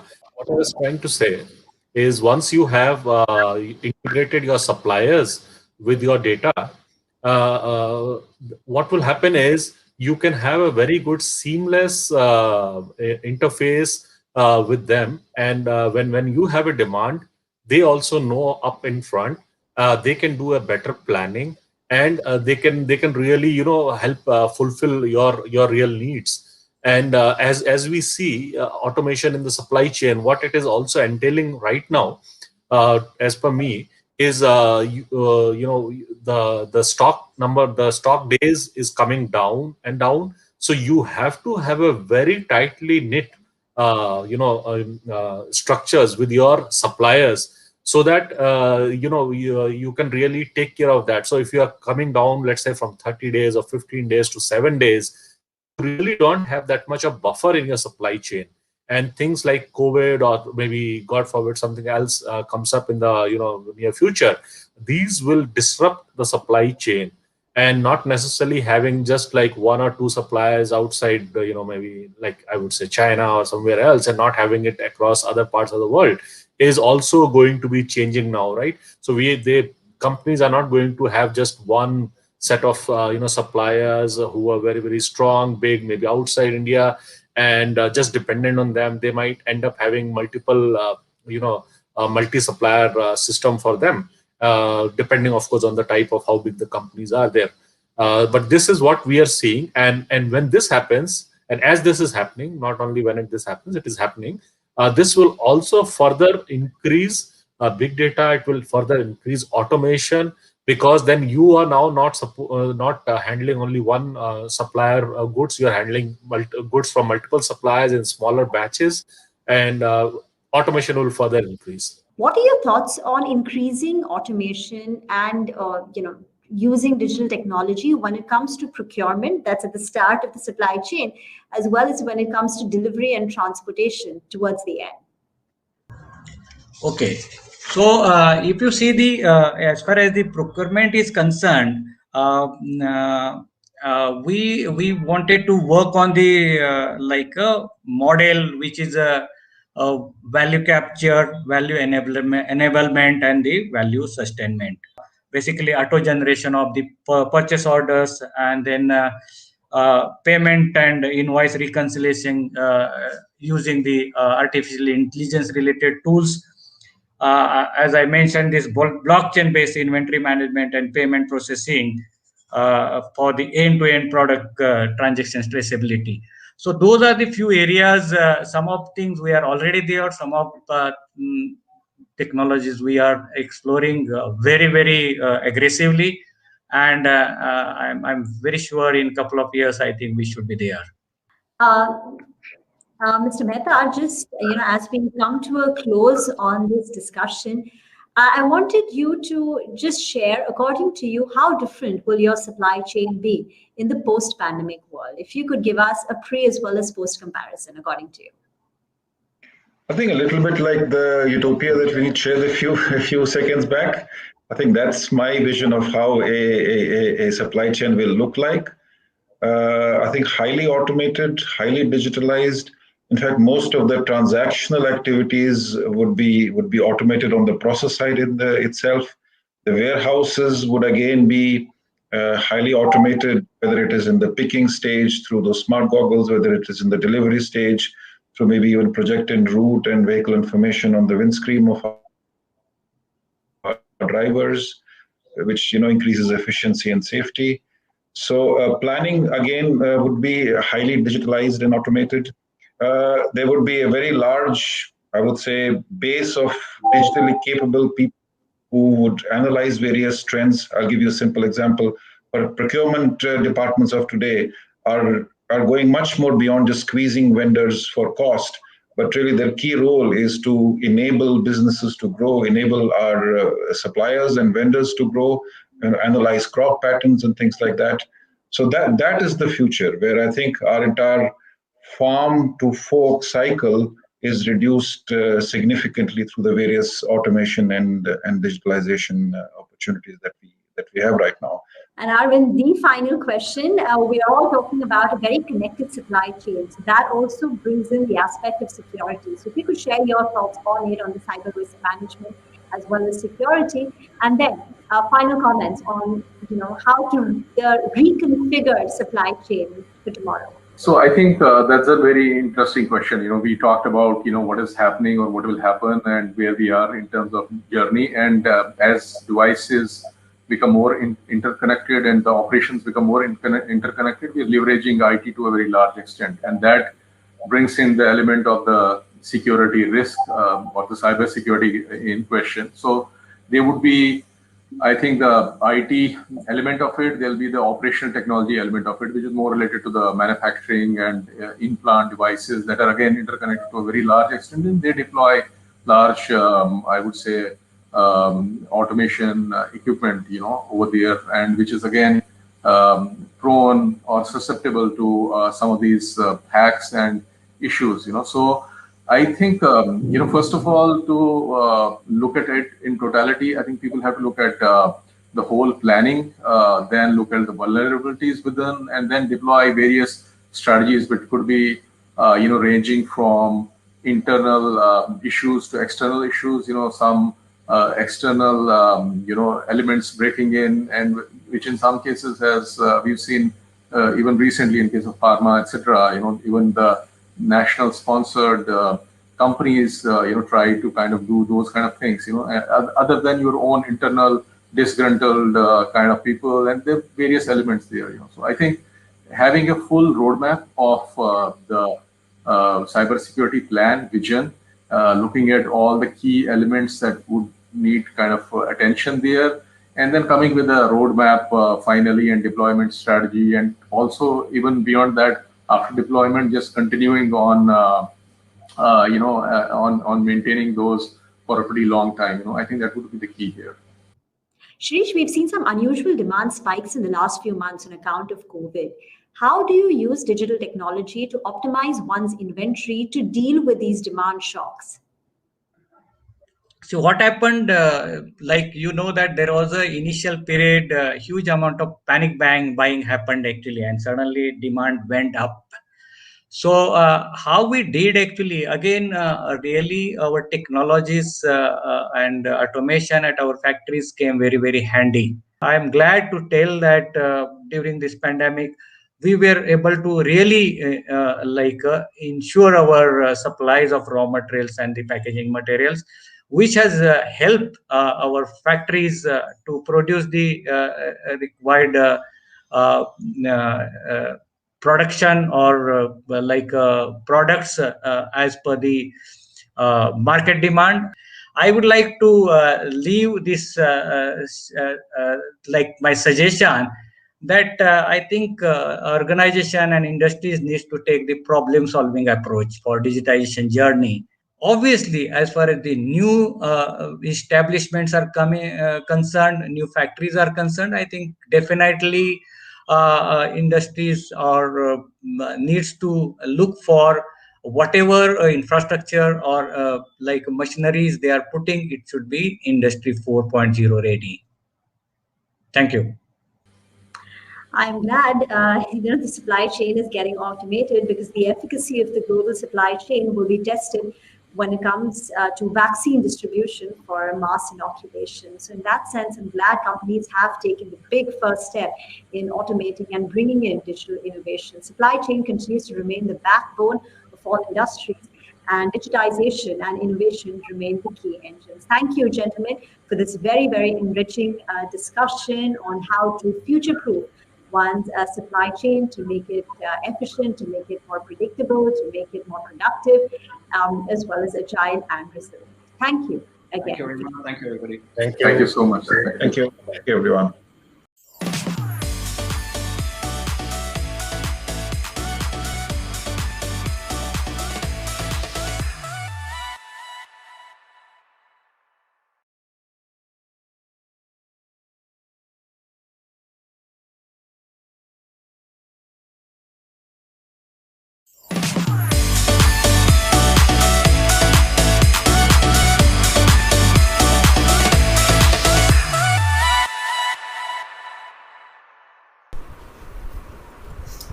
Good afternoon.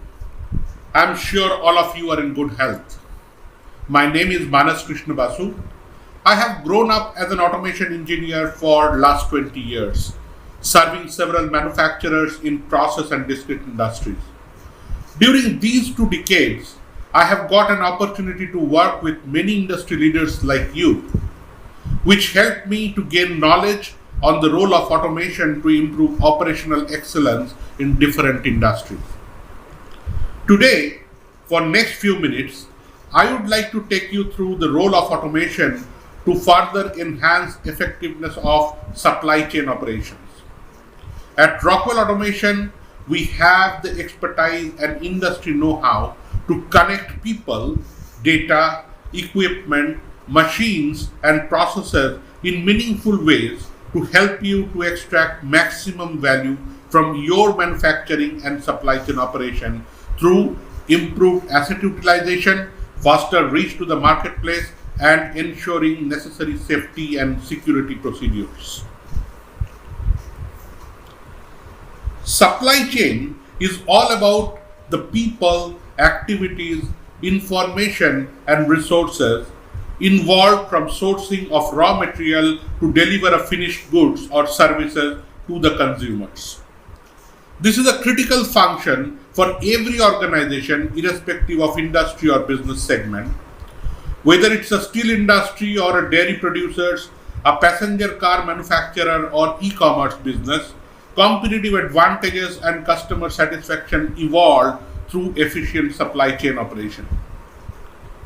As an industrial manufacturer, we are continuously investing to adopt technology to evolve the capability of our supply chain to make products available to the market. And that is why we really understand the industry challenges that our customers faces every day. In current industry environment, it is critical to have right balance between agility and resilience in any business operation.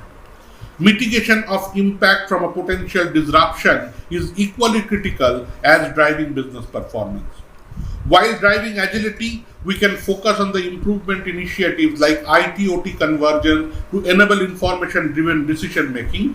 However, it is also equally critical to have resilience in the overall system, like ensuring digital and physical security measures. Rockwell Automation helps you to achieve smart manufacturing goals through the connected enterprise. Together with our strategic partners, we have developed a set of 5 offerings designed to address key challenges that you face and help you to unlock the value of digital transformation at scale across your enterprise. Our scalable offering leverages the digital thread, which is built on a platform that integrates data across silo of functions. Connected supply chain provides real-time insight and decision-making support to plan, manage, operation, and respond to the changing business condition. The connected plant offering helps you to manage flexibility and utilization while optimizing yield and utilization. Connected workers enables an engaged and collaborative workforce and develop the skill set based on the required market scenario. Connected assets optimizes utilization and increases uptime of all the equipment that is lying over your shop floor. And last but not the least is the connected products, which improves the time to market, ensure quality standard and the compliances.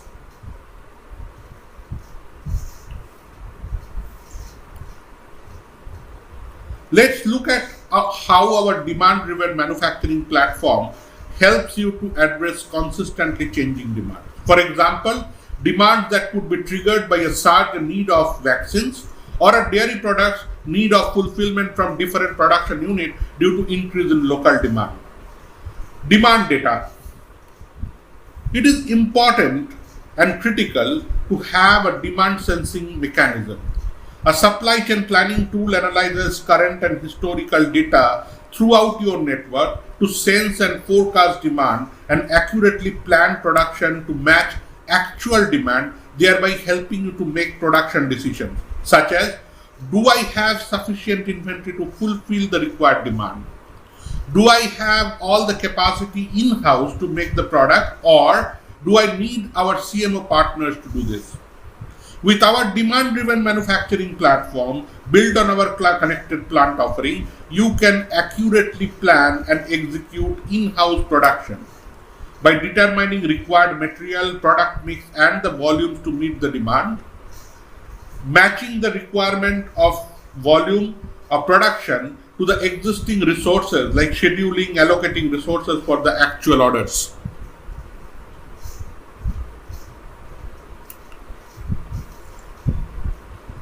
And carrying out production orders on highly flexible production lines. Key performance indicators generated during the production presented in form of standard dashboards allow you to examine the real-time production status and real-time insights such as asset capacity utilization, order status, production volumes, shipment or delivery status, etc. The ability to investigate potential problems and take necessary action to ensure all targets are met. The big takeaway is our demand-driven manufacturing platform helps you to reduce inventory cost, optimize capacity, and improve on-time delivery rates.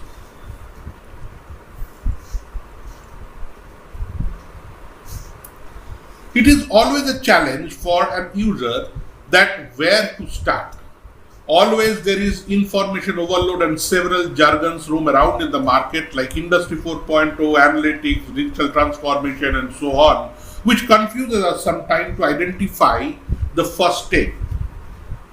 Hence, in spite of strong intent and real value identification, things does not shape up because of having a proven approach of adopting right technologies and identification of right use cases to realize real value of specific to your investment.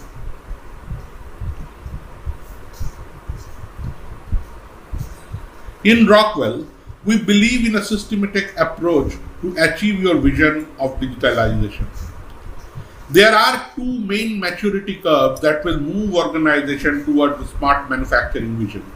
The first one is the control readiness or the automation maturity, and the maturity of operation management. This will empower people with technology and enable them to add more value back into the business.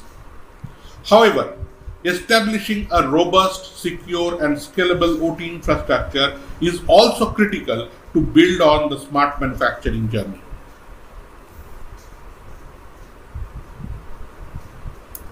The journey of digital transformation starts with the vision. The defining of right strategy and vision is critical and important to set the direction of your next steps. Creating transparency on where to invest based on the cost breakdown and the key KPIs. Defining which digital initiative should be undertaken at the reference plan based on the gap analysis. Define right projects, governance mechanism, processes, and operational model to make it successful, and prioritize and identify the right investment point. Establish proper change management mechanism, communication protocols, skill upgrade plans, and enhancement plan, so that the change management is adopted by the employee, by the people positively. Then start transformation pilots to demonstrate the value and refine the business cases, and finally scale up and roll out quickly at one or multiple plants based on the business scenario. We believe that only a holistic approach results in lasting the value creating digitization.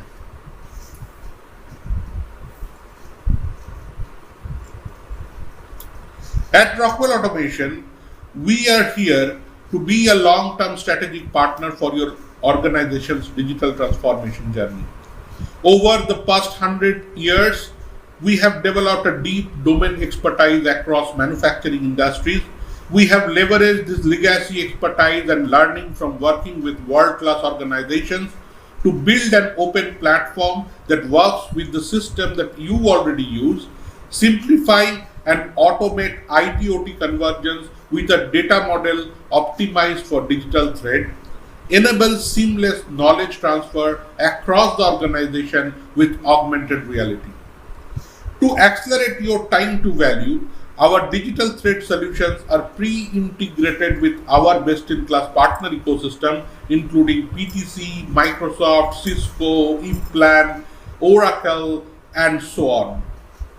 And we are here to support you every step of the way, the comprehensive consulting and the delivery services that help define business value and identify right value use cases through our pre-sales consulting services, and ensure smooth rollout by leveraging post-sales delivery and integration support.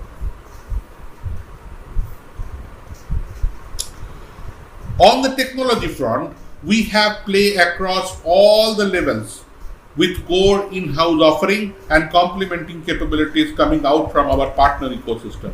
Together, we can provide the end-to-end solution for a complete warehouse operation. At shop floor, we need scanners, sensors, safety switches, and so on. It is important to connect every equipment on a common architecture. We have integrated automation and power control capabilities, which executes interlocking sequencing operations for shop floor equipment. The FT operation suite is designed to integrate with L3 and L4 automation level and can have seamless information flow across the architecture. The FT Innovation Suite, powered by PTC, does have capability to build digital twin of any operation or workflow, provide simulation environment for design validation or skill development. Asset performance management to ensure availability of the shop floor equipment without any unplanned downtime.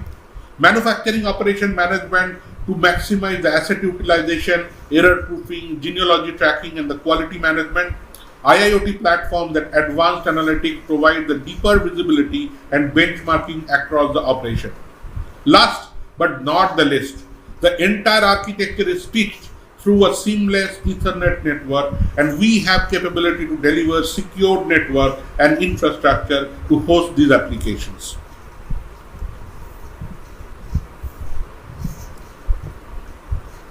Likewise, the technology offering, I feel it is essential to discuss the comprehensive deployment model. In Rockwell Automation, we believe life cycle engagement with our customers. That means we are connected with our customers at every phase of their investment. From the inception stage, their digital journey with the different consulting services like connected enterprise consulting, safety consulting, network assessment and consulting, and front-end engineering and design to make sure that the complete operation is safe, secure, and commercially efficient. We engage to build the system and deploy it, whether it is a turnkey Mac offering or a deploying on MES solution or a turnkey solution packaging instrument, automation and power control, or building a secure network or industrial data center. We have in-house capability to support you during your build phase, whether you are building a greenfield facility or a brownfield upgrades. We also support you to maintain the installation through different service maintenance programs, on-site or remote managed services, whether it is need of a spare parts or a technical services or skill enhancement program. We can address the specific need of your operation. At the same time, we work with you to drive continuous improvement projects to extract maximum value out of your operation through consulting services and multi-plant rollout processes.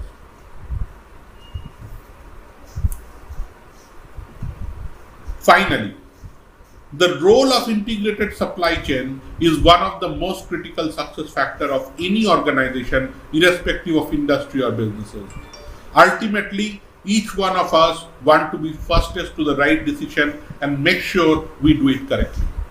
We know that this will bring you closer to the right balance of agility and resilience for your market and better serve your customers. The application of our technology is no longer just nice to have. These technology deployments are necessary for you to compete at your marketplace and evolve supply chain operation as a competitive advantage for your organization. I really appreciate your time and hope this succession will be useful during transforming your digital vision for supply chain operation.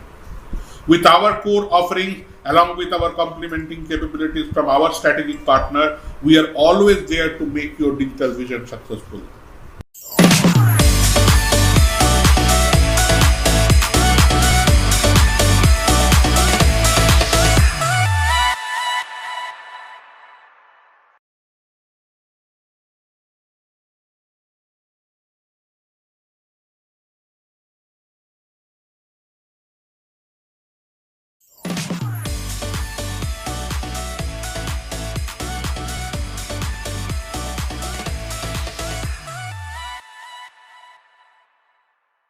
Good afternoon, everybody.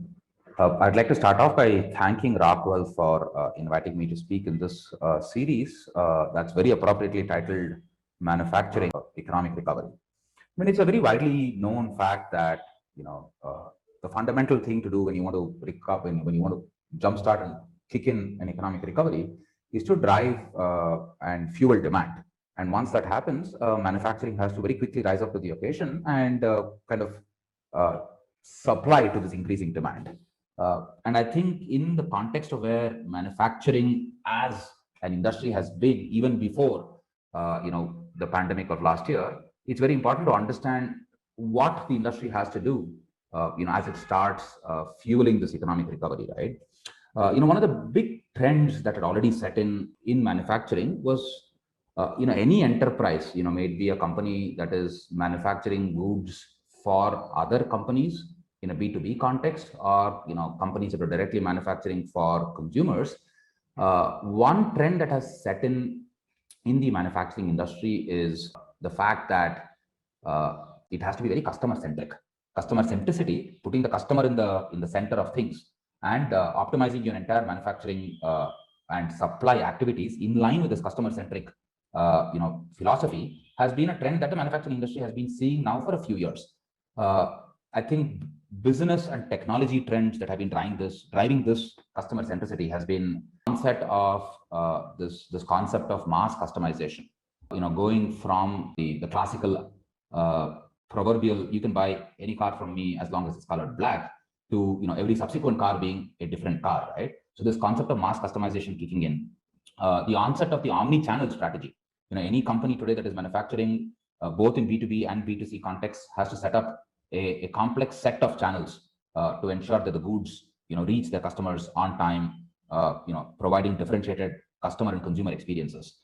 And from a core manufacturing technology perspective, the onset of additive manufacturing, enabling mass customization and part size of one, have all been technology and business trends that we have all in the manufacturing industry have had to adopt to deliver to this new requirement of customer centricity.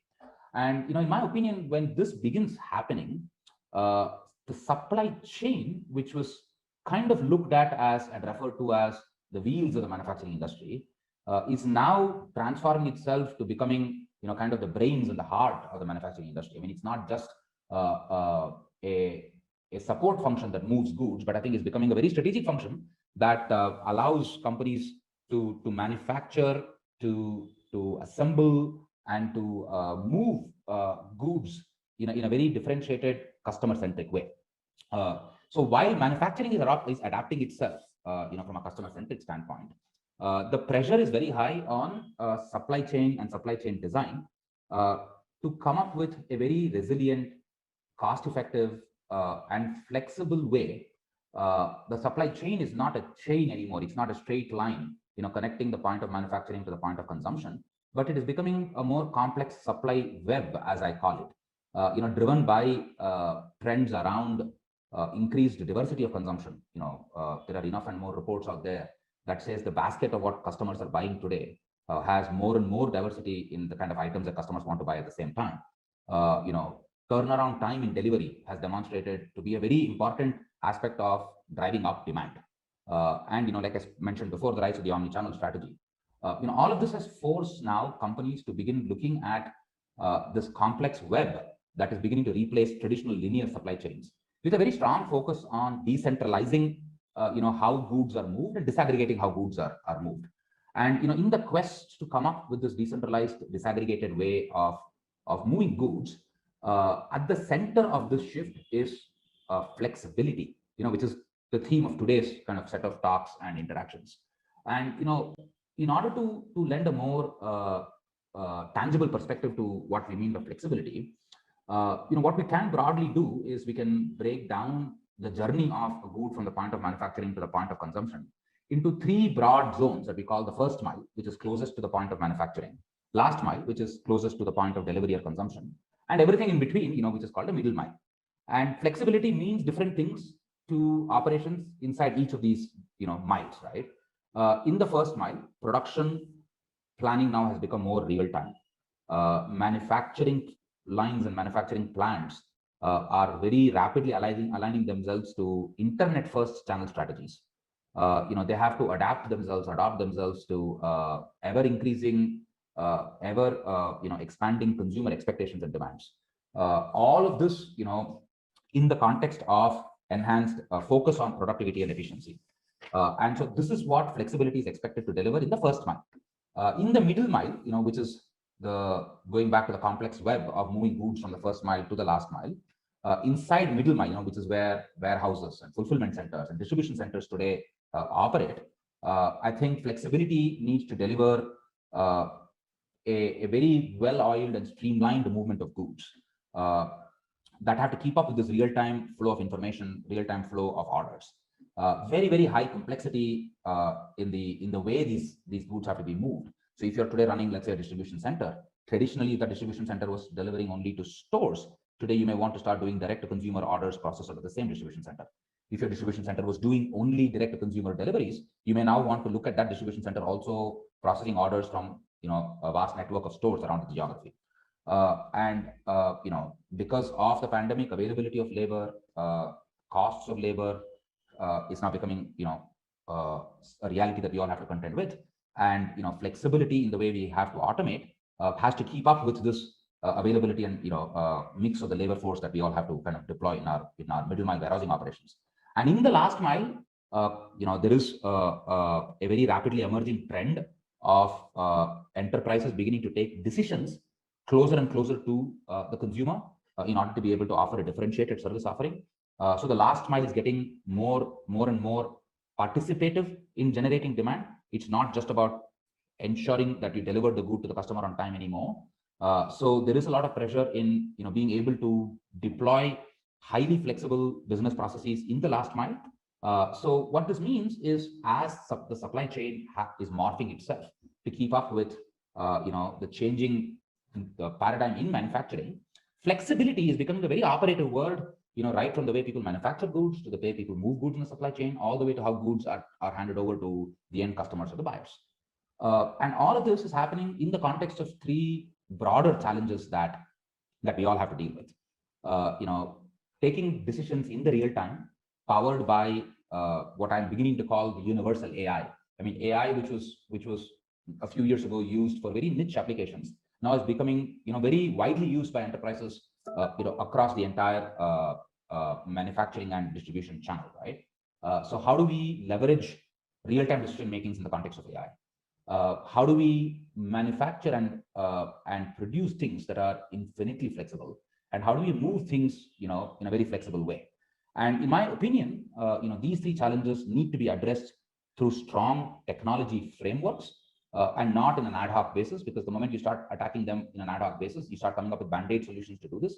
Very soon, you're going to have bigger problems to solve than what you set out to solve from a flexibility perspective.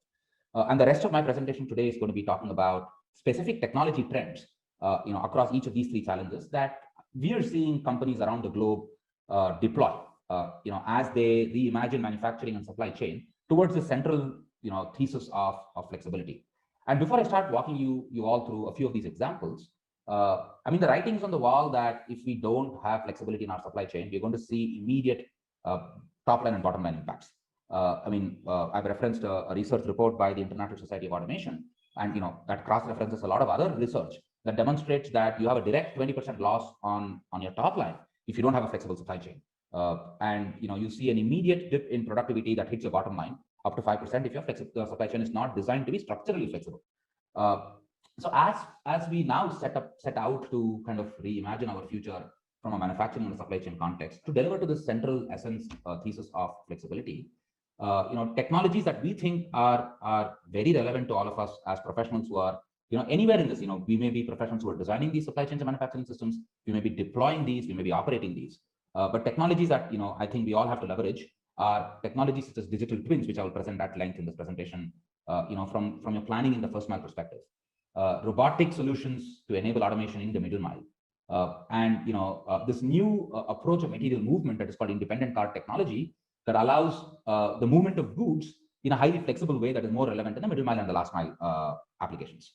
And the very first technology that I would like to spend some time kind of walking all of us through is this technology that is called digital twins. And what it means is it's a very simple concept. What it means is we are all designing, building and operating systems in the real world, which is very expensive to test through various business scenarios, because the essence that we're all trying to deliver is flexibility. Every instant of time, the way the manufacturing system or the supply chain has to operate is very different from how it is operating in the past, and it's going to operate in the future. So testing these in the real world turns out to be an extremely expensive affair.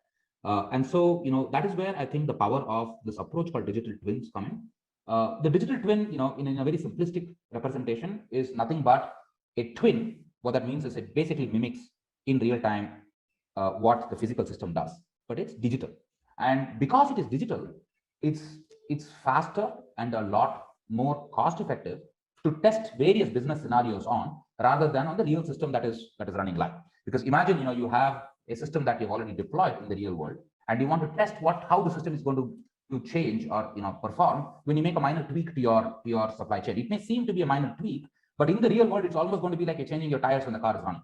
And that is where the ability of the digital twin to give near real world, representation of processes, but in the digital space, allows us to deploy a whole bunch of testing on the digital twin in the real time, determine how the supply chain or the manufacturing system is going to perform, and keep tweaking this and keep making the system a lot more resilient and relevant.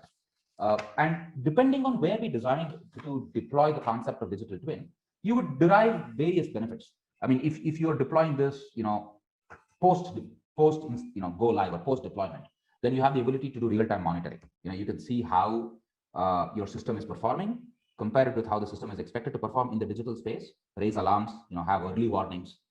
If it is part of the early planning or the decision-making cycle, you could run various scenarios, you could run various events on the digital twin, find out how a particular design is going to perform to events that are very specific to your business context, and make more informed decision-making. So overall, over the entire project lifecycle, right from conceptualization to design to implementation to monitoring post-implementation and go live, the digital twin is something that stays live, that stays relevant, and allows us to get the best out of data that is coming into the system, determining how our real-world system is going to respond and perform in the context of this data, and have early warnings that will allow us to make tweaks, improvements, and modifications before we start realizing that the system is broken for specific contexts. And I mean, from a more tangible perspective, you could use this to improve the way you're doing your predictive maintenance. You could do complex what-if simulations. You could go back retrospectively, apply real-world conditions, and figure out how systems are going to perform. You could simulate real-time customer demand fluctuations and see how the supply chain or the manufacturing system is going to respond. You could use this to optimize the supply chain in the real time, and identify and address malfunctions before they occur. We are seeing, as a company that is involved in manufacturing flexible, developing flexible manufacturing and supply chain systems, we're seeing this technology and approach to be very, very powerful. And we're also seeing end users across the globe leveraging this at various points in their planning and deployment cycles. And I have a couple of case studies that I would like to use today to walk you all through how we've seen companies kind of leverage the best of digital twins. Here is an example of how a company has put together a material management system in their inside of their parts warehouse that feeds into an assembly line, a manufacturing line. So this is an automation system that in the real time can be commanded by the ERP to pull out parts that need to be fed into the manufacturing system. The manufacturing system by itself in the real time is reconfiguring to keep up with changing manufacturing or supply or demand patterns. And here is a digital twin of this automated part fulfillment system that the customer was able to use to actually run numerous what-if scenarios. What happens if the mix of part numbers changes? What happens if one of my vendors who supplies parts misses a production or a supply schedule? What happens if there is a sudden peak in a particular SKU mix? So here is a digital twin two things here. Here is an example of how a manufacturing company is building a flexible part supply automation system that allows their manufacturing systems or manufacturing lines themselves to be flexible, and how they leverage digital twins to be able to kind of design and optimize this. The next example is a very interesting example of how in the first mile in the manufacturing, a company is doing flexible packaging. So they are looking at real-time orders coming in from their order booking system through the ERP coming into the manufacturing line itself. So every subsequent order that the line is packing is a different order, is different with respect to the mix of components that are going into that particular order, is different with respect to the quantity of the items in each of those orders. So here we are seeing the customer leverage a combination of two technologies that we spoke about in the past.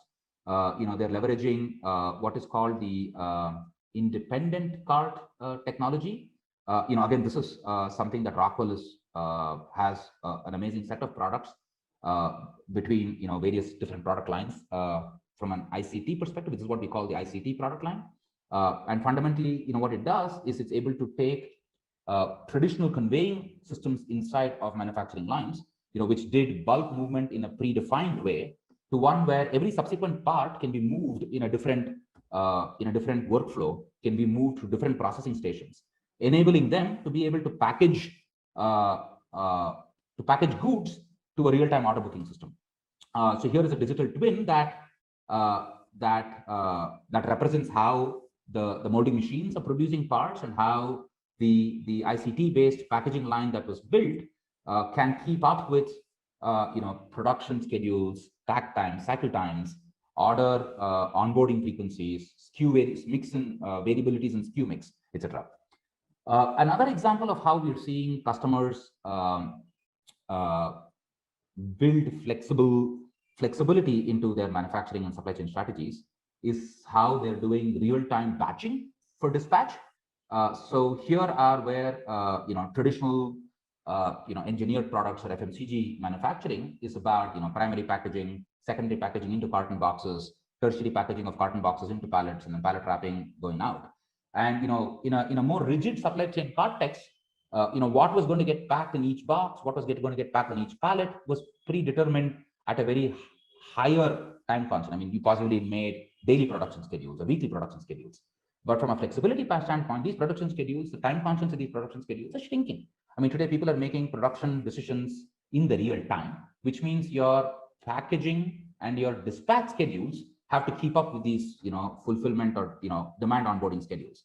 So here is a customer who's leveraging a combination of robotics and digital twins to take outputs from manufacturing lines, which in this case are injection molded machines, and customize labeling on them in the real time. So what you see here is labeling machines, where parts are fed in, some parts get fed in, some parts don't get fed in, because the order processing system knows who the end customer for each of these parts is and what you need to put on them from a labeling perspective.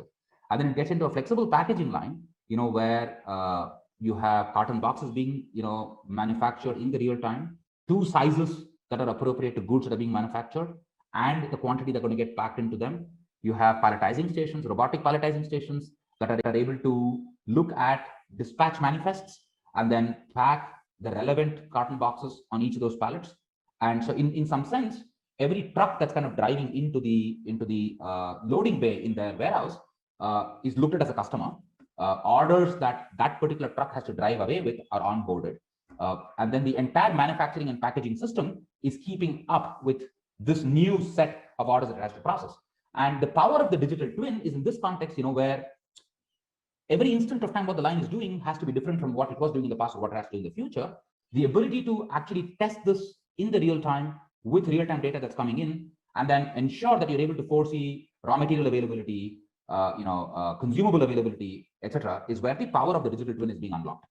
And the last example that I have for you is an example of a middle mile fulfillment center that is beginning to transform itself from a pure e-commerce fulfillment to an omni-channel fulfillment.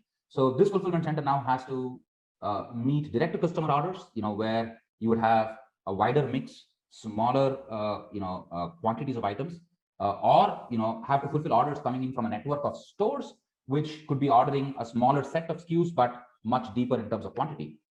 So the customer here came up with the concept of taking the analogy of storage in a computer context. They have a combination of a hard disk, which is able to store large amounts of goods, which is what you're seeing in the screen right now. And then you have a more nimble, flexible storage environment that is like the RAM, where you're able to do much higher speed retrieval for your direct to consumer orders. So you have now one fulfillment facility that can do a combination of high throughput, high mix, direct to consumer order fulfillment, and lower throughput but deeper quantities of direct to store fulfillment. And again, the power of the digital twin here is how the customer is able to drive real-time order processing through this. Look at what happens when demand fluctuates between store requirements and consumer requirements. Back order, how do you flag refilling? How do you manage your inventory? All of this is highly stochastic and real-time, and having systems that are such flexible and tools like digital twins that allow us to test the functionality of the systems in the real time, allows integration with broader AI-driven decision-making systems from a manufacturing and a demand forecasting perspective. and have a supply chain that is extremely flexible and resilient. So what I really wanted to showcase through these set of examples is the fact that customer-centric, highly flexible, resilient manufacturing and supply chains are not a matter of academic research anymore. It's a reality. Companies around the world have started doing it. And as a very young consumer demographic in India, consumer expectations in India today are at par with consumer expectations around the world. And it's the order of the day for manufacturing and supply chain companies in India to begin deploying technologies such as digital twins, independent cart, and robotics to be able to offer consumer-centric, flexible, resilient manufacturing and supply chains. And I think a long journey begins with a small step. And I think the first step that all of us have to start doing is to start looking at how do we leverage technology to do this. Let's start. My recommendation to my customers has always been baby step our way through this. Let's start crawl, walk. The glide path that I recommend is to start imagining a crawl, walk, run, fly glide path. We start investing in technologies that early on, like digital twins that can early on allow us to model our current processes, optimize them, get insight-rich macro view of our operations, not just within a plant, not just within a factory, not just within a warehouse, but at an enterprise level, at a geography level. Allow us technologies that will allow us to make data-driven decision-making in the real time. That will eventually put all of us on a path to constantly innovate on new products, new services, and more nuanced business models that will allow us to meet customer demands with ease. So that that's me bringing the presentation today to a conclusion. I thank Rockwell again for giving me an opportunity to do this.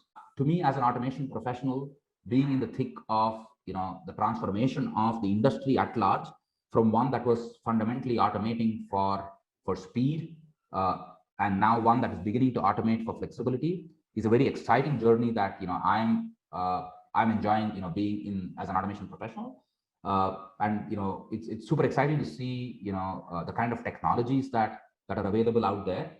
And I wish all of you all the very best as you embark on your digital journey of bringing and integrating technologies such as digital twin, technologies such as robotics and automation to your operations.